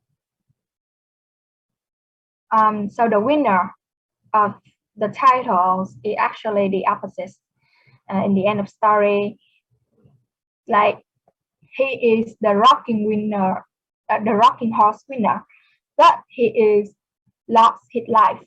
Like he is a winner, but he also lost, and the cost is his life. So it's is an irony in the story's title. This is the end of our group's presentation. Thank you for watching and listening.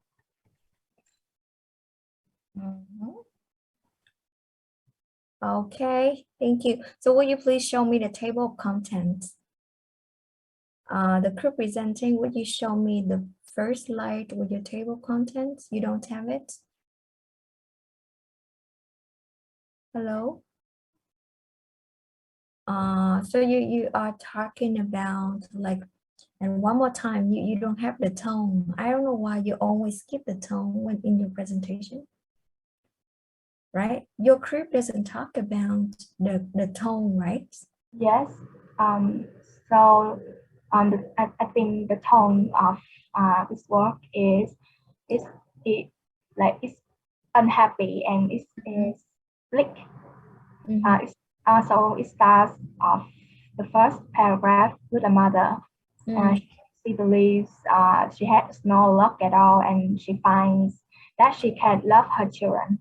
And it moved from here to the children not recognizing the mother doesn't love them.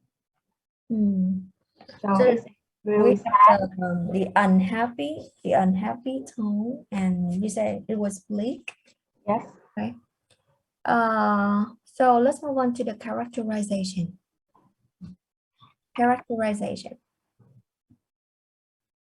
Okay.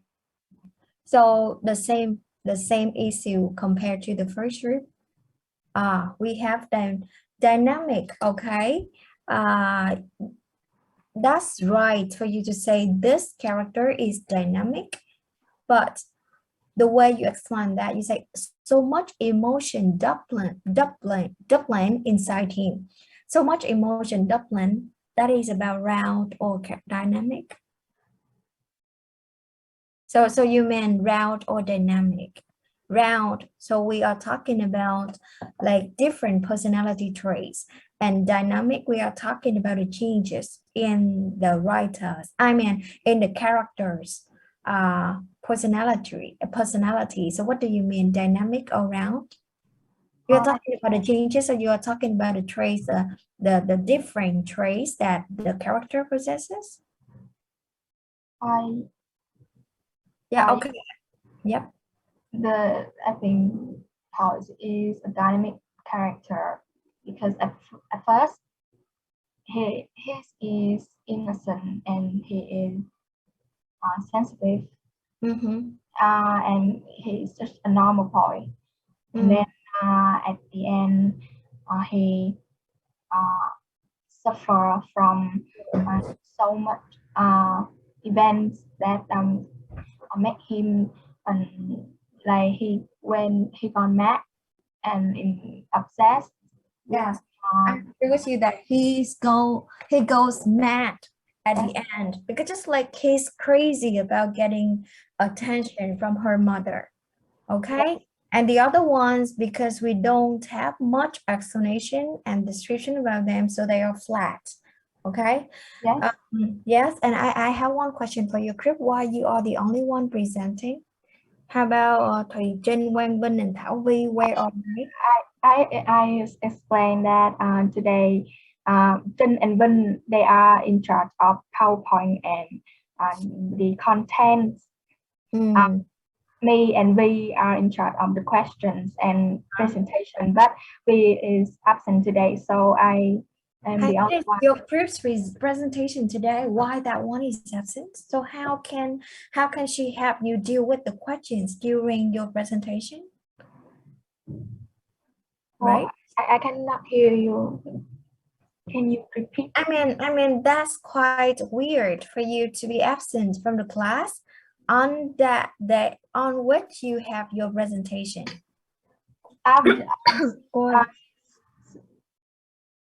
Cô ơi, tại vì hồi nãy tự nhiên nhà bạn Vi bị cúp điện đột ngột với cô, nên là tụi em. Okay, so yeah, that's fine. That's okay. I'm just wondering. I do not mean to blame on anybody. Okay, so the theme, you're quite right with the theme. We have materialism, we have generosity, we have happiness, yes, and desire and creed. Yes, the themes are very like easy to be found in this story. So we're done with the theme, the setting, the tone, the irony. Yes, we do have a lot to say about the irony. Would you please show the irony part for your friend to see again? Irony. Yes. No matter how hard Paul tries, he can't meet his mother's materials need. That means like the more he tries, the more his mother wants. Yes? Yes. So what type of irony that is? What type of irony? That is verbal, situational, attitudinal, or dramatic? Okay, when are you here? When? He's sick, so and so Okay, so thầy Trinh, can you have tiếng Vũ? Thầy Trinh, yes. So what type of irony he does? I'm not sure, but I think it is situational irony. Because in this situation, like people are expected to feel satisfied, right? But her mother didn't behave like that. So this is situational irony. Actually, I didn't mention irony in Eveline because we don't really have that. The irony was not very dominant in the story Eveline. That's the reason why we can skip that. But if you skip, you do need a reason for that. Okay, so yeah, can you move on to the next point of irony? Next type of irony. The whispers crow louder instead of quieter. That's also situational.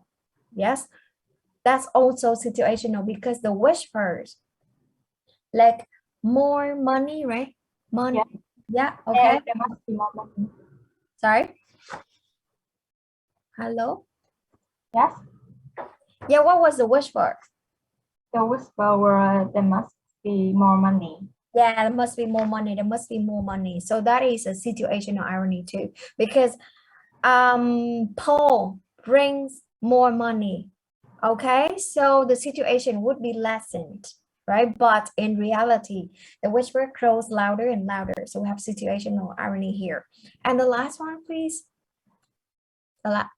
Irony. Yeah, irony in the story's title. That is the most dominant one to be discussed.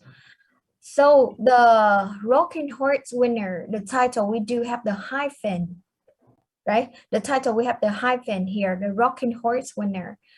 So that is about the compound noun, right?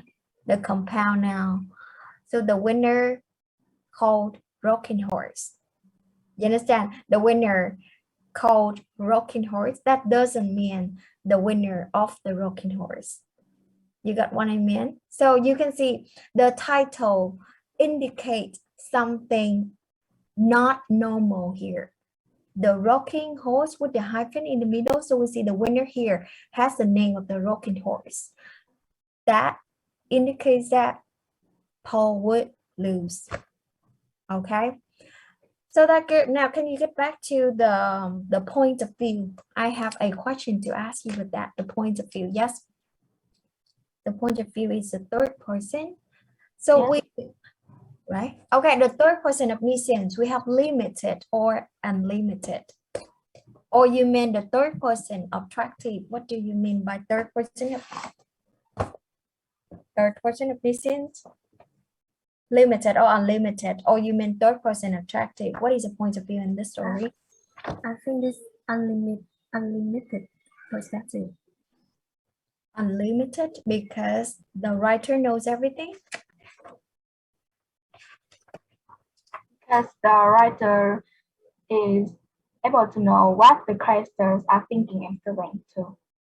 So we are aware of the mother's sense of frustration with her economic situation, and we are aware of Paul's sense of desperation to make his mother happy. So I think it's unlimited. So remember, when you have omniscience, you need to add limited or unlimited. Yes. Okay, so that is my comments on this. Okay, so would you please show the questions? How many questions here? We have 2 parts, right? 2 parts. Yes. Part A has 16 questions and okay, but okay, let me tell you. Actually, we don't have to like bring the questions in the part A here because we don't have enough time. And you can see the questions in the part A, they are just about the details in the story. You don't need any interpretation with that. Okay, you just read the story and you are able to answer those.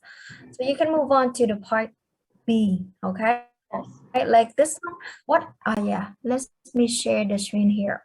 For you to see the questions in the part A, what are advantages of a lady? Is she satisfied with what she has? What does she believe her children think about her? Okay, so these are just the details in the story. And if you read the story, you're supposed to be able to answer this. So yes, I'll move on to the other parts. Okay, and the questions for the part A just for you to fully understand the story. But I think you need my help with the part B. Okay. Okay. okay. Yes. Right, because we run out of time, so we don't have much time for the part A. So let's pay more attention to part B. Okay. So yes, do you have the PowerPoint slide for the questions discussion? Yes, we have. Okay, so would you please share, starting from part B?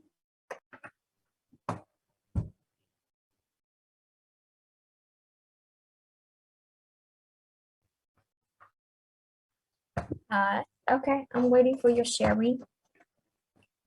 Yes.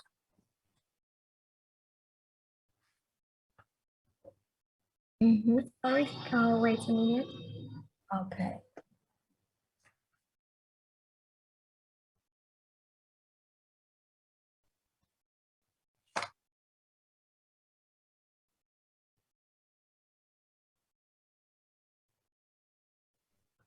Yeah, okay, I see it. Thầy Jenny sharing. Can you zoom it in? Zoom it in, please. I think that your friends do not see it. Okay. Fake happy family. They look so warm, happy. Okay. Everyone, you can look at group 2's answers to the questions given in part B. What kind of atmosphere do the first two paragraphs suggest to readers? They said the atmosphere here of fake, happy, so warm and happy outside, but they are cold inside. So I need to hear from the other one. Phan, Trần, Thanh, Nhàn. Yep, Nhàn. Yes, Miss. Yeah, what do you think about the atmosphere described in the first two paragraphs? The first two paragraphs, you can see like the description of the rooms, right? Let me see. There was beautiful who started with all the advantages. Yes, she had no luck. She married for love. The love turned to dust. Yeah. So what is the atmosphere here? When we take a quick look about this family, it seems like a happy family, but it's not a contrast. The woman, I mean the wife, she at the beginning we can see that she beautiful and she started with all the advantages, but now she had no look. She used to marry for love, but then the love turned to dust and many things. So it's presented that she not satisfied with her family, with her life. So the atmosphere is, I think, It's unhappy. Yeah, it's unhappy. Yeah, the atmosphere is unhappy. Even we do have the description of a very beautiful girl with advantages. You see that? There was a woman who was beautiful, who started with all the advantages. Yet she had no luck. Like you said, we do see the contrast here. Okay, and then you can see like they looked at her coldly as if they were finding fault with her. Following, we have like the miserable context, the miserable situations for a mother when her children looking at her coldly, they were finding fault with her. And hurriedly, she felt she must cover up some fault in herself. So we do have something like it's just like a cover, okay? Something not real here. We have something like disguise, okay? So yeah, that's it. We do have you have something has been disguised, okay? Yeah, so that can be considered as a kind of irony, yes? The difference between appearance and reality. They appear to be a cozy family and she appears to be beautiful, but actually she always tried to cover her faults. Okay, that's it. You are Thanh Nhàn, right? Hey, but I picked your name. You didn't volunteer, so you don't have the bonus for that. Okay. Yeah. Okay. The Thủy Trinh, would you please move something there? Yeah, I don't know what's wrong with that. I see like a notice. I don't know how to delete that. What is that? What is that? I don't know. Cái đó là cái gì vậy em? Please move this Em window cũng không biết luôn á cô. from the shared application. Ủa là nó là gì? Cái của em có đang bị dính bản quyền gì không? Hả? Muốn share lại thử. Em share lại đi, nó sao vậy? Giống như là nó đang bị sao với cái vụ sharing này đó, shared application. Okay. Rồi. Okay, why are the characters' name not revealed early in the story and the name of family never revealed? The characters' names not revealed because the author wanted to tell that kind of tragic story. This type of fake family could happen anywhere to anyone in our society. Okay, that is a correct answer because this is like a stereotype and the author doesn't mean to address any specific family or specific character in the society. Okay, so he just wanted to make it general that way. Okay, like no revelation here. Why is the mother's name only revealed? Because she used to show any woman. What do you mean by this answer? I don't understand. Yeah, I don't really your answer to number 3. Can you explain that? Thủy Trinh. Jen, can you explain your answer to number 3? I don't get that. Jen or V or Ting or Wang Bin, would you please help?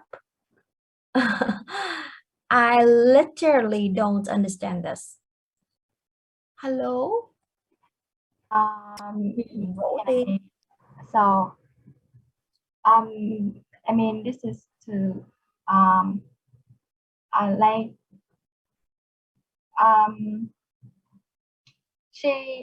her name is only revealed at the end of the story because she is like an example. An example? Yes, like she's an example of any woman. That's somehow related to the question number 2, right? But why at the end the writer wants to reveal her name? Why?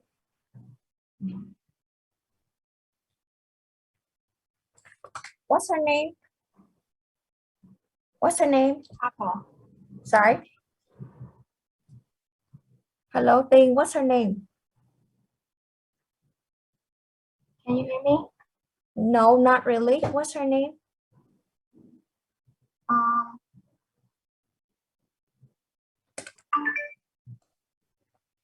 can hear the sound from you, but I do not see.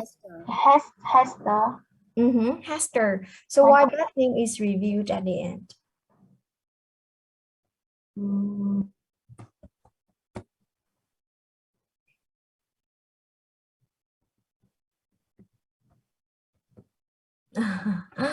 Who text me? Who text me? Can you help us with that? Come on, if you don't know the answer, you can tell me.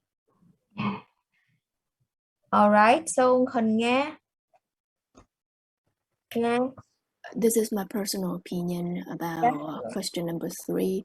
The mother's name only revealed at the end of the story. I think it's kind of represent how cold and emotionless she was throughout the story. Like her son has been endeavored to earn money and even sacrifice his life for pleasing his mother greed, but not until the end of the story that she really know what's going on with her son and was there when her son passed away. So I think that the review name of the end of the story is like the mother is so emotionless, is cold, is like a stone, greedy, materialism. Materialistic. Yeah, materialistic. And actually at the end, we can like, eventually at the end, we, the readers, as well as the mother, okay, we can figure out what type of person she is. You know, we find the true her, so we know the names at the end of the story. You know what I mean? I know. Yes. Okay.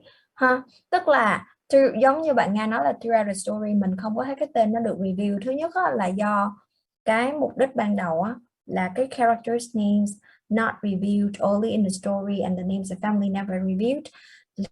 Thì bởi vì là ở đây là author không có muốn address một cái specific family cũng như là individuals nào cả. Đó là lý do thứ nhất. Lý do thứ hai là bởi vì mình cảm thấy cái cold, cái gọi là emotionless, no emotion không cảm xúc không cảm xúc đối với người mẹ. Tất cả những gì người mẹ biết chỉ là materials, chỉ là money. There must be more money, tức là những gì mình nghe được trong cái nhà đó là there must be money, there must be money. Đó chỉ xoay quanh câu chuyện đó. Nhưng tới cuối cùng, but the boy died in the night, and even as he lay dead, his mother heard her father's voice saying to her, "My God, Hester, you're 80,000 to the good, and the poor devil of the son to the bad." Thì cái tên của cô ta được sử dụng từ được gọi từ ai? Her brother gọi tên cô ta và nói là you're 80,000 to the God. Thì cái tên của cô ta cũng được cũng được coordinated với cái 80,000 to the good. Thì bạn thấy tới lúc cuối cùng mình vẫn thấy cái materialism nó thể hiện rất là rõ. Ok, thì đây là cái gọi là mà không biết khi tác giả viết các giả có nghĩ như vậy không, nhưng mình interpret là như vậy ha. Ok, so that's it. Yeah. Number 4, what does the whisper symbolize? Idol's greedy. Sao mà idol greedy được em? Greedy là tính từ mà. Greed thôi. Ok. Sao mà poorness, làm gì có poorness, mình có poverty em, đúng không? Symbolize greed and family poverty from the inside point of view. What do you mean by inside point of view? Because it's the point of view of the children inside the family. They are the one who see. I don't think the phrase inside point of view makes sense. Oh yes. Okay, the children see the light, but the parents can't because only children feel how we. I agree with you that whisper represents the creed, because when Paul gives money The whisper gets louder and louder. That means when we have something, we would be more desperate for that. The thirst for that would grow and grow. Ok, tức là bạn sẽ thấy là whisper ở đây nó sẽ represent cái sự tham lam của con người. Nó thể hiện ở chỗ là khi mà Paul đem lại nhiều tiền, cái whisper nó càng louder, thì điều đó chứng tỏ là sao? Trong cuộc sống là nếu mà mình được cho cái món gì đó thì mình lại càng desperate for nó hơn nữa. Thì cái whisper nó sẽ represent cái greed đó nha em. Ok. Why do only the children and toys hear it? Why? Who knows this? Who want to share your answer to this? Because only the children feel how weak and wrong the adults' behaviors. Nhóm này xem lại cái language nha, dùng hay lắm đấy. Đọc không hiểu đó. Okay, who want to answer the second part of this? Why only children and toys here, not the adults themselves who possess greed? Bạn thấy là chỉ có children và toy, những người không có cái greed mới nghe được cái whisper đó. Đúng không? Thì bạn thấy có một cái irony nó rất là rõ chỗ này. Đúng không? Tôi không có sở hữu nó, nhưng mà tôi lại nghe được nó. Thì các bạn thấy không? Những người mà tham lam họ sẽ không biết là họ tham lam. Đúng không các bạn? Và nó là cái truth. Em là một người rất greedy thì em sẽ không có gọi là em không có conscious về cái greed của em. Đúng không? Và children mà thôi là những cái gọi là innocent và nó không có cái greed đó thì nó mới nhìn ra được cái greed, nó mới sense được cái greed. Còn những ví dụ như parents, ví dụ như cái cô Hester, ví dụ như uncle, đúng không? Thì lại không nghe ra cái đó. Đó thì các bạn thấy cái irony nó là chỗ đó nha. Cái này là một điểm bạn có thể nói trong when it comes to the irony. Who else want to share? Okay, so number 5. Why do the voices in the house go mad when the mother receives a whole 5,000 pounds? Show us mother street is endless. Okay, that's good. Câu này các bạn trả lời tốt ha. Được voi đòi tiền. Không, cô được voi, cô đòi cái khác. Được voi. Rồi ok, cái câu số 5 các bạn trả lời tốt đó. Nó sẽ là chứng tỏ là gì? Show the mother street is endless. And which leads to the bigger pressure on Paul, and he has to pay with his life. Number 6, what does the mother symbolize? Selfishness, greed. She only cares about her own good and wants she pay attention to one. Cái này là sao em nói gì vậy em? It's a typo. She only cares. Person he is mad. She only cares for her son when everything's too bad to be solved. Đúng không? Yeah. Selfishness, greed in the society. Same to our society, tend to only care about themselves. Themselves cũng ghi sai cả em. Themselves ai ghi vậy em? Until something bad happens. Themselves là LVES. Hey! Okay. To what extent does she hold responsible for what has happened to her son? I mean, she is the reason for her son's death because the creed of the adult has caused him death. Okay, that's good. Can you let me see number 7? His bet gone out for life. He best gone out like when he rides his horse to find a winner. That means the boy lose. Okay, good, because the boy is a loser. Understand? Because the boy is a loser, so he wants to find the winner. That's the reason why he goes death. That is the irony we mentioned right at the beginning. The rocking horse winner. That means in this competition, he's a loser. And that's the reason why it's better for him to go out of the light when he rises to find the winner. That is the irony of the story. What is the role of the uncle in the story?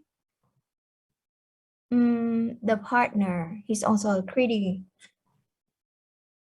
Okay, who has the other answer to number 8, everyone? Anybody volunteer for number 8? What is the role of the uncle in the story? You can share what you think. Châu Long, you are quite quiet today.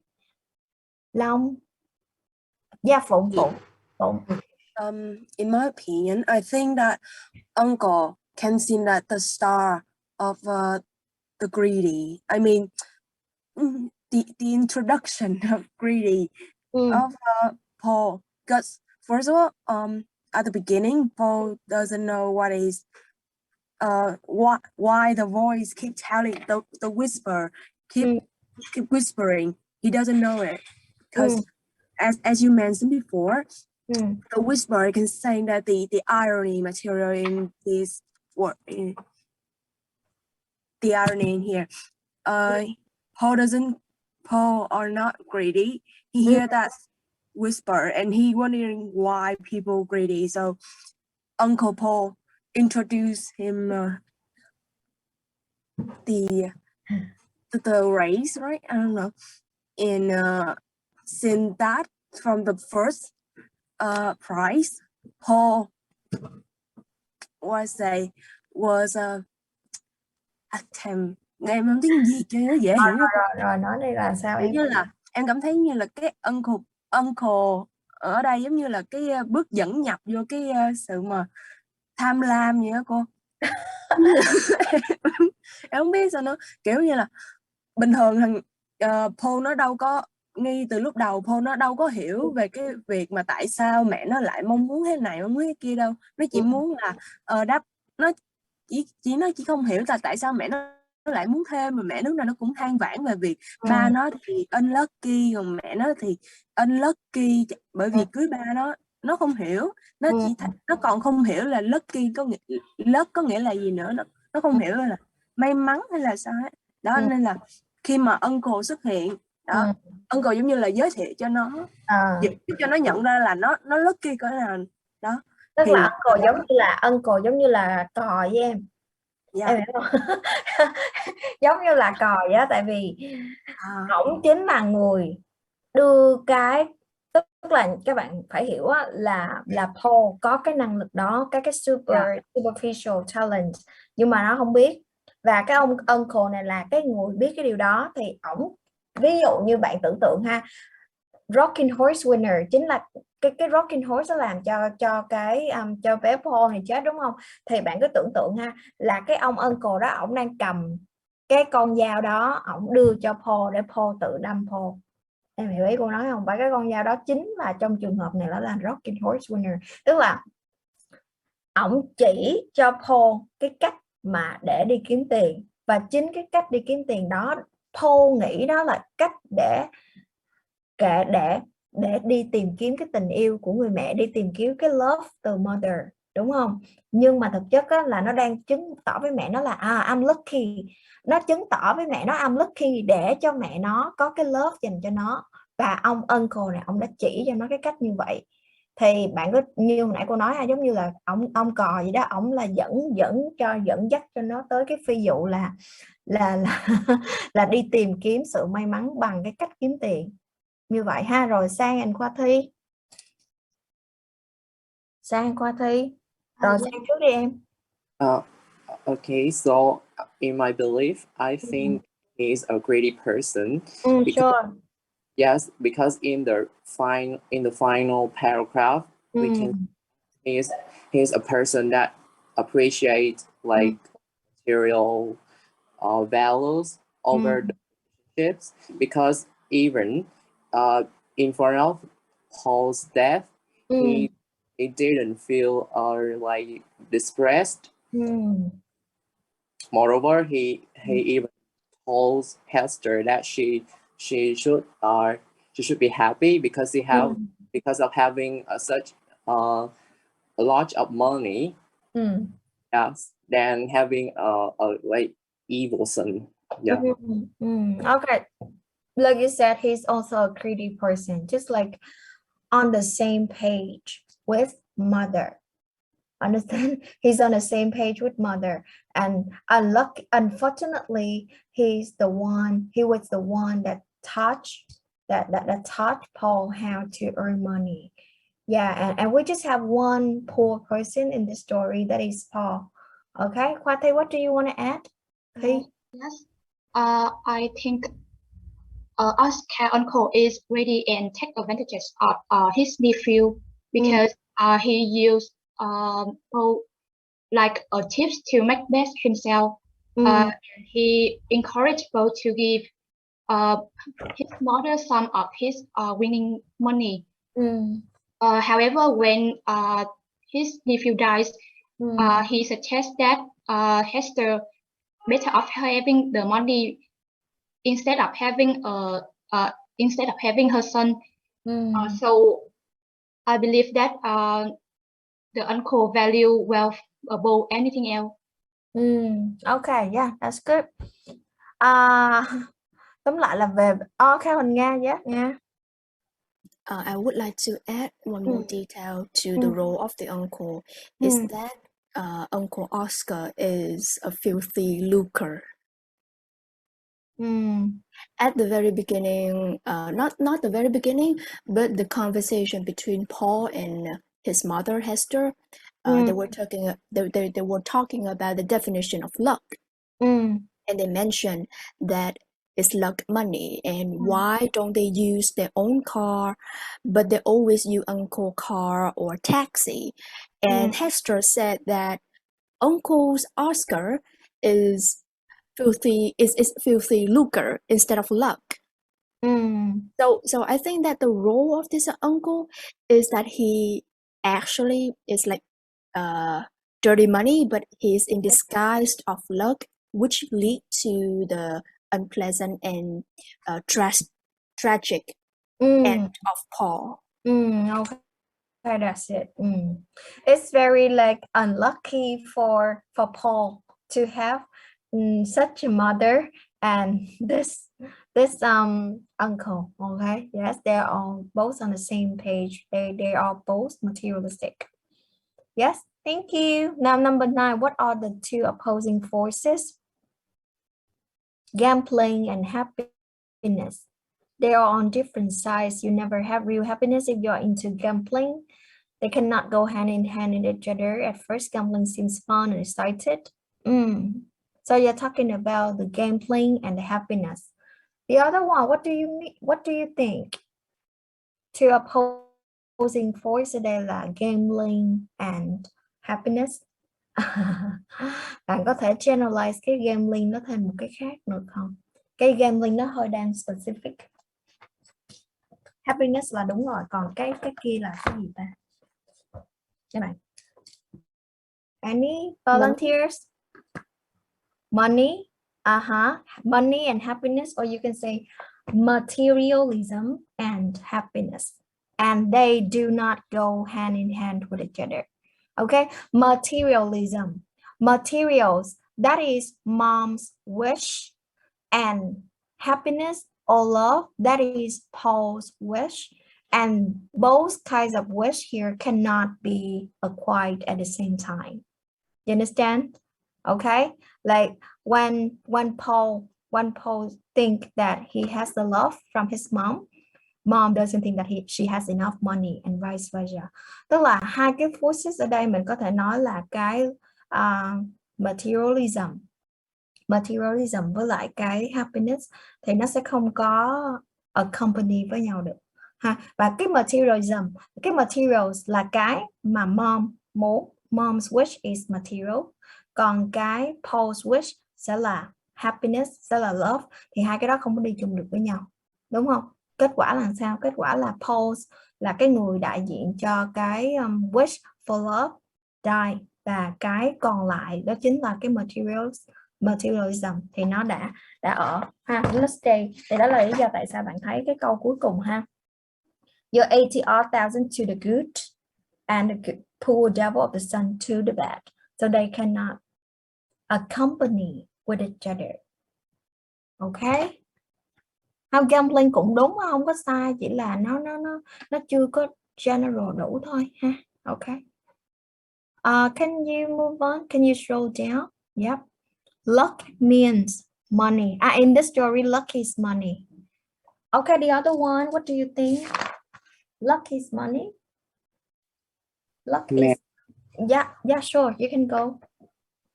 Yeah, so according to the story, according to Hester's, so luck means what causes you to have money. Yeah. So what else can you interpret from the story? Luck cause you to have money. How about the other ones? Do we have another way to interpret the meaning of luck? Miss, can I answer this question? Yeah, Thanh Linh, yeah, sure. You can. Yeah, so according to the story, I would like to interpret luck in two different ways. And based on the mom wishes, so luck is demand for having a material. And about how luck represent for the love of a mother. So that is the meaning of luck in this story. Okay. So luck from mom's perspective, that's the tool for you to earn money. But from Paul's perspective, that is a tool for you to earn love. So yes, that's the reason why we do have a very short contrast here. That's the reason why Paul had to die. Paul has no other type of ending because they do not go with each other. We do have two completely different ways to define luck. Mom defines that as a way to have money, but Paul thinks that luck is necessary for him to earn his money love. Understand? That's why đó các bạn. Đó tức là cái câu số 9 và câu số 10 là nó có related với nhau. Nó chính là tại vì luck ở đây dựa trên hai cái perspective khác nhau thì nó lại đang present hai cái opposing forces khác nhau. Đó là lý do tại sao là Paul không có cách nào khác là ngoài cái việc chết hết luôn á. Ok các bạn sẽ thấy nó tragic là như vậy đó các bạn. What kind of trait is Paul? Not a lucky. Đúng rồi. Bạn sẽ thấy là nếu mà mình xét về quan điểm của người mẹ thì Paul kiếm được tiền đúng không? Thì Paul sẽ là người lucky. Nhưng mà mình như là reader đúng không? Mình từ cái objective perspective thì he's full because he has devil, mom and uncle. Uncle, he takes advantage of him and mom doesn't care much about him. She only cares for him when he's in like in not like good health condition. Okay, and at the end, when it comes to at the end, they do not show their like sadness or any desperation toward his death. Bạn không thấy có một cái sự đau buồn gì cả ở trong này. Nó chỉ là he best gone out of a life where he rides his rocking horse to find the winner. Đúng không các bạn? Nè, cái câu này nó thể hiện rất rõ là Paul chính là loser chứ không phải là winner. Nhưng mình quay lại đó là cái sự irony thể hiện rất rõ trong cái title luôn các bạn. Cái title đập vào mặt mình là mình thấy rocking horse winner. Nhưng cái câu cuối cùng nó lại nói là he's better gone out of his life when he rides to find the winner. Ok rồi. Symbolic meaning. Here is okay, good. Rồi. Ok, symbolic meaning mình có thể interpret nhiều thứ lắm các bạn. Rocking horse là cái toy cho nên là nó có một cái meaning đặc biệt đối với children. Tuy nhiên thì mother mislead. Ok. Nhóm này sai ngữ pháp nhiều lắm nha. Misled hoặc là mislead. Em chia quá khứ hoặc là hiện tại. Cái này quá khứ cũng sai mà hiện tại cũng sai nữa nè. The rocking horse winner gives us an image on people who like gambling, betting games like horse that may be winner. Sometimes they cannot control their greed. Okay, symbolic meaning là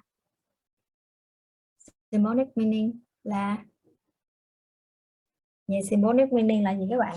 Who can find the answer? Who can find the different way to answer the question number 12? Anybody volunteer? Do you have different answer to this? Or you agree with the group presenting? Châu Long, I really want to hear from you. Châu Long. Yes. Yeah, what is the symbolic meaning of the title, The Rocking Horse Winner?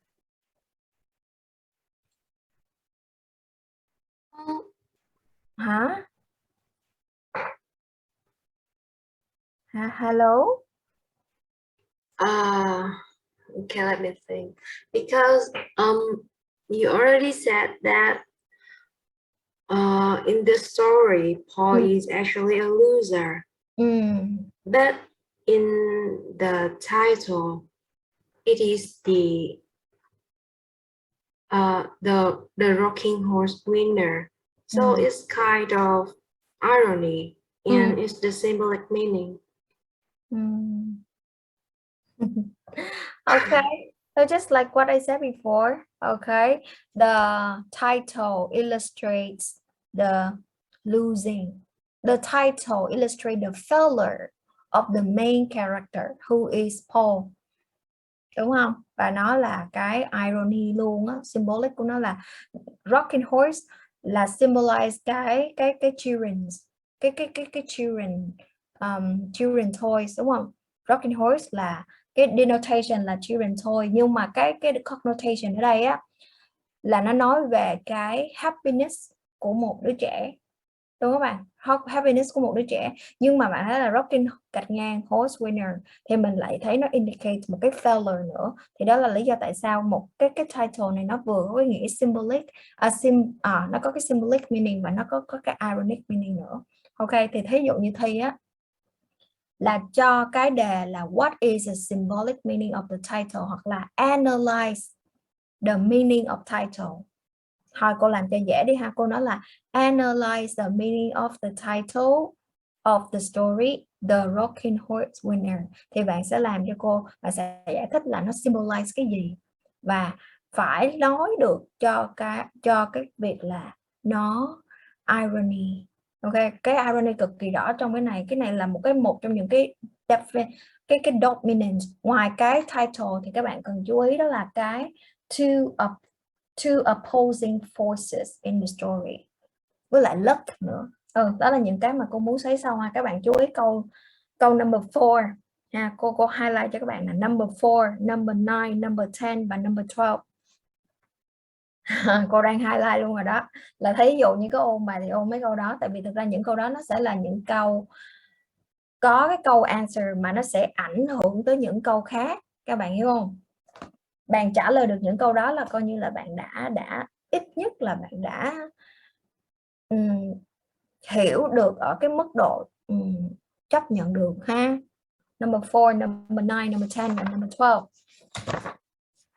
Còn cái bài Eveline á, thì các bạn chú ý cho cô number 7. Number 7 and number 1. Cái bài Eveline nó là chú ý number 7, number 1 ha.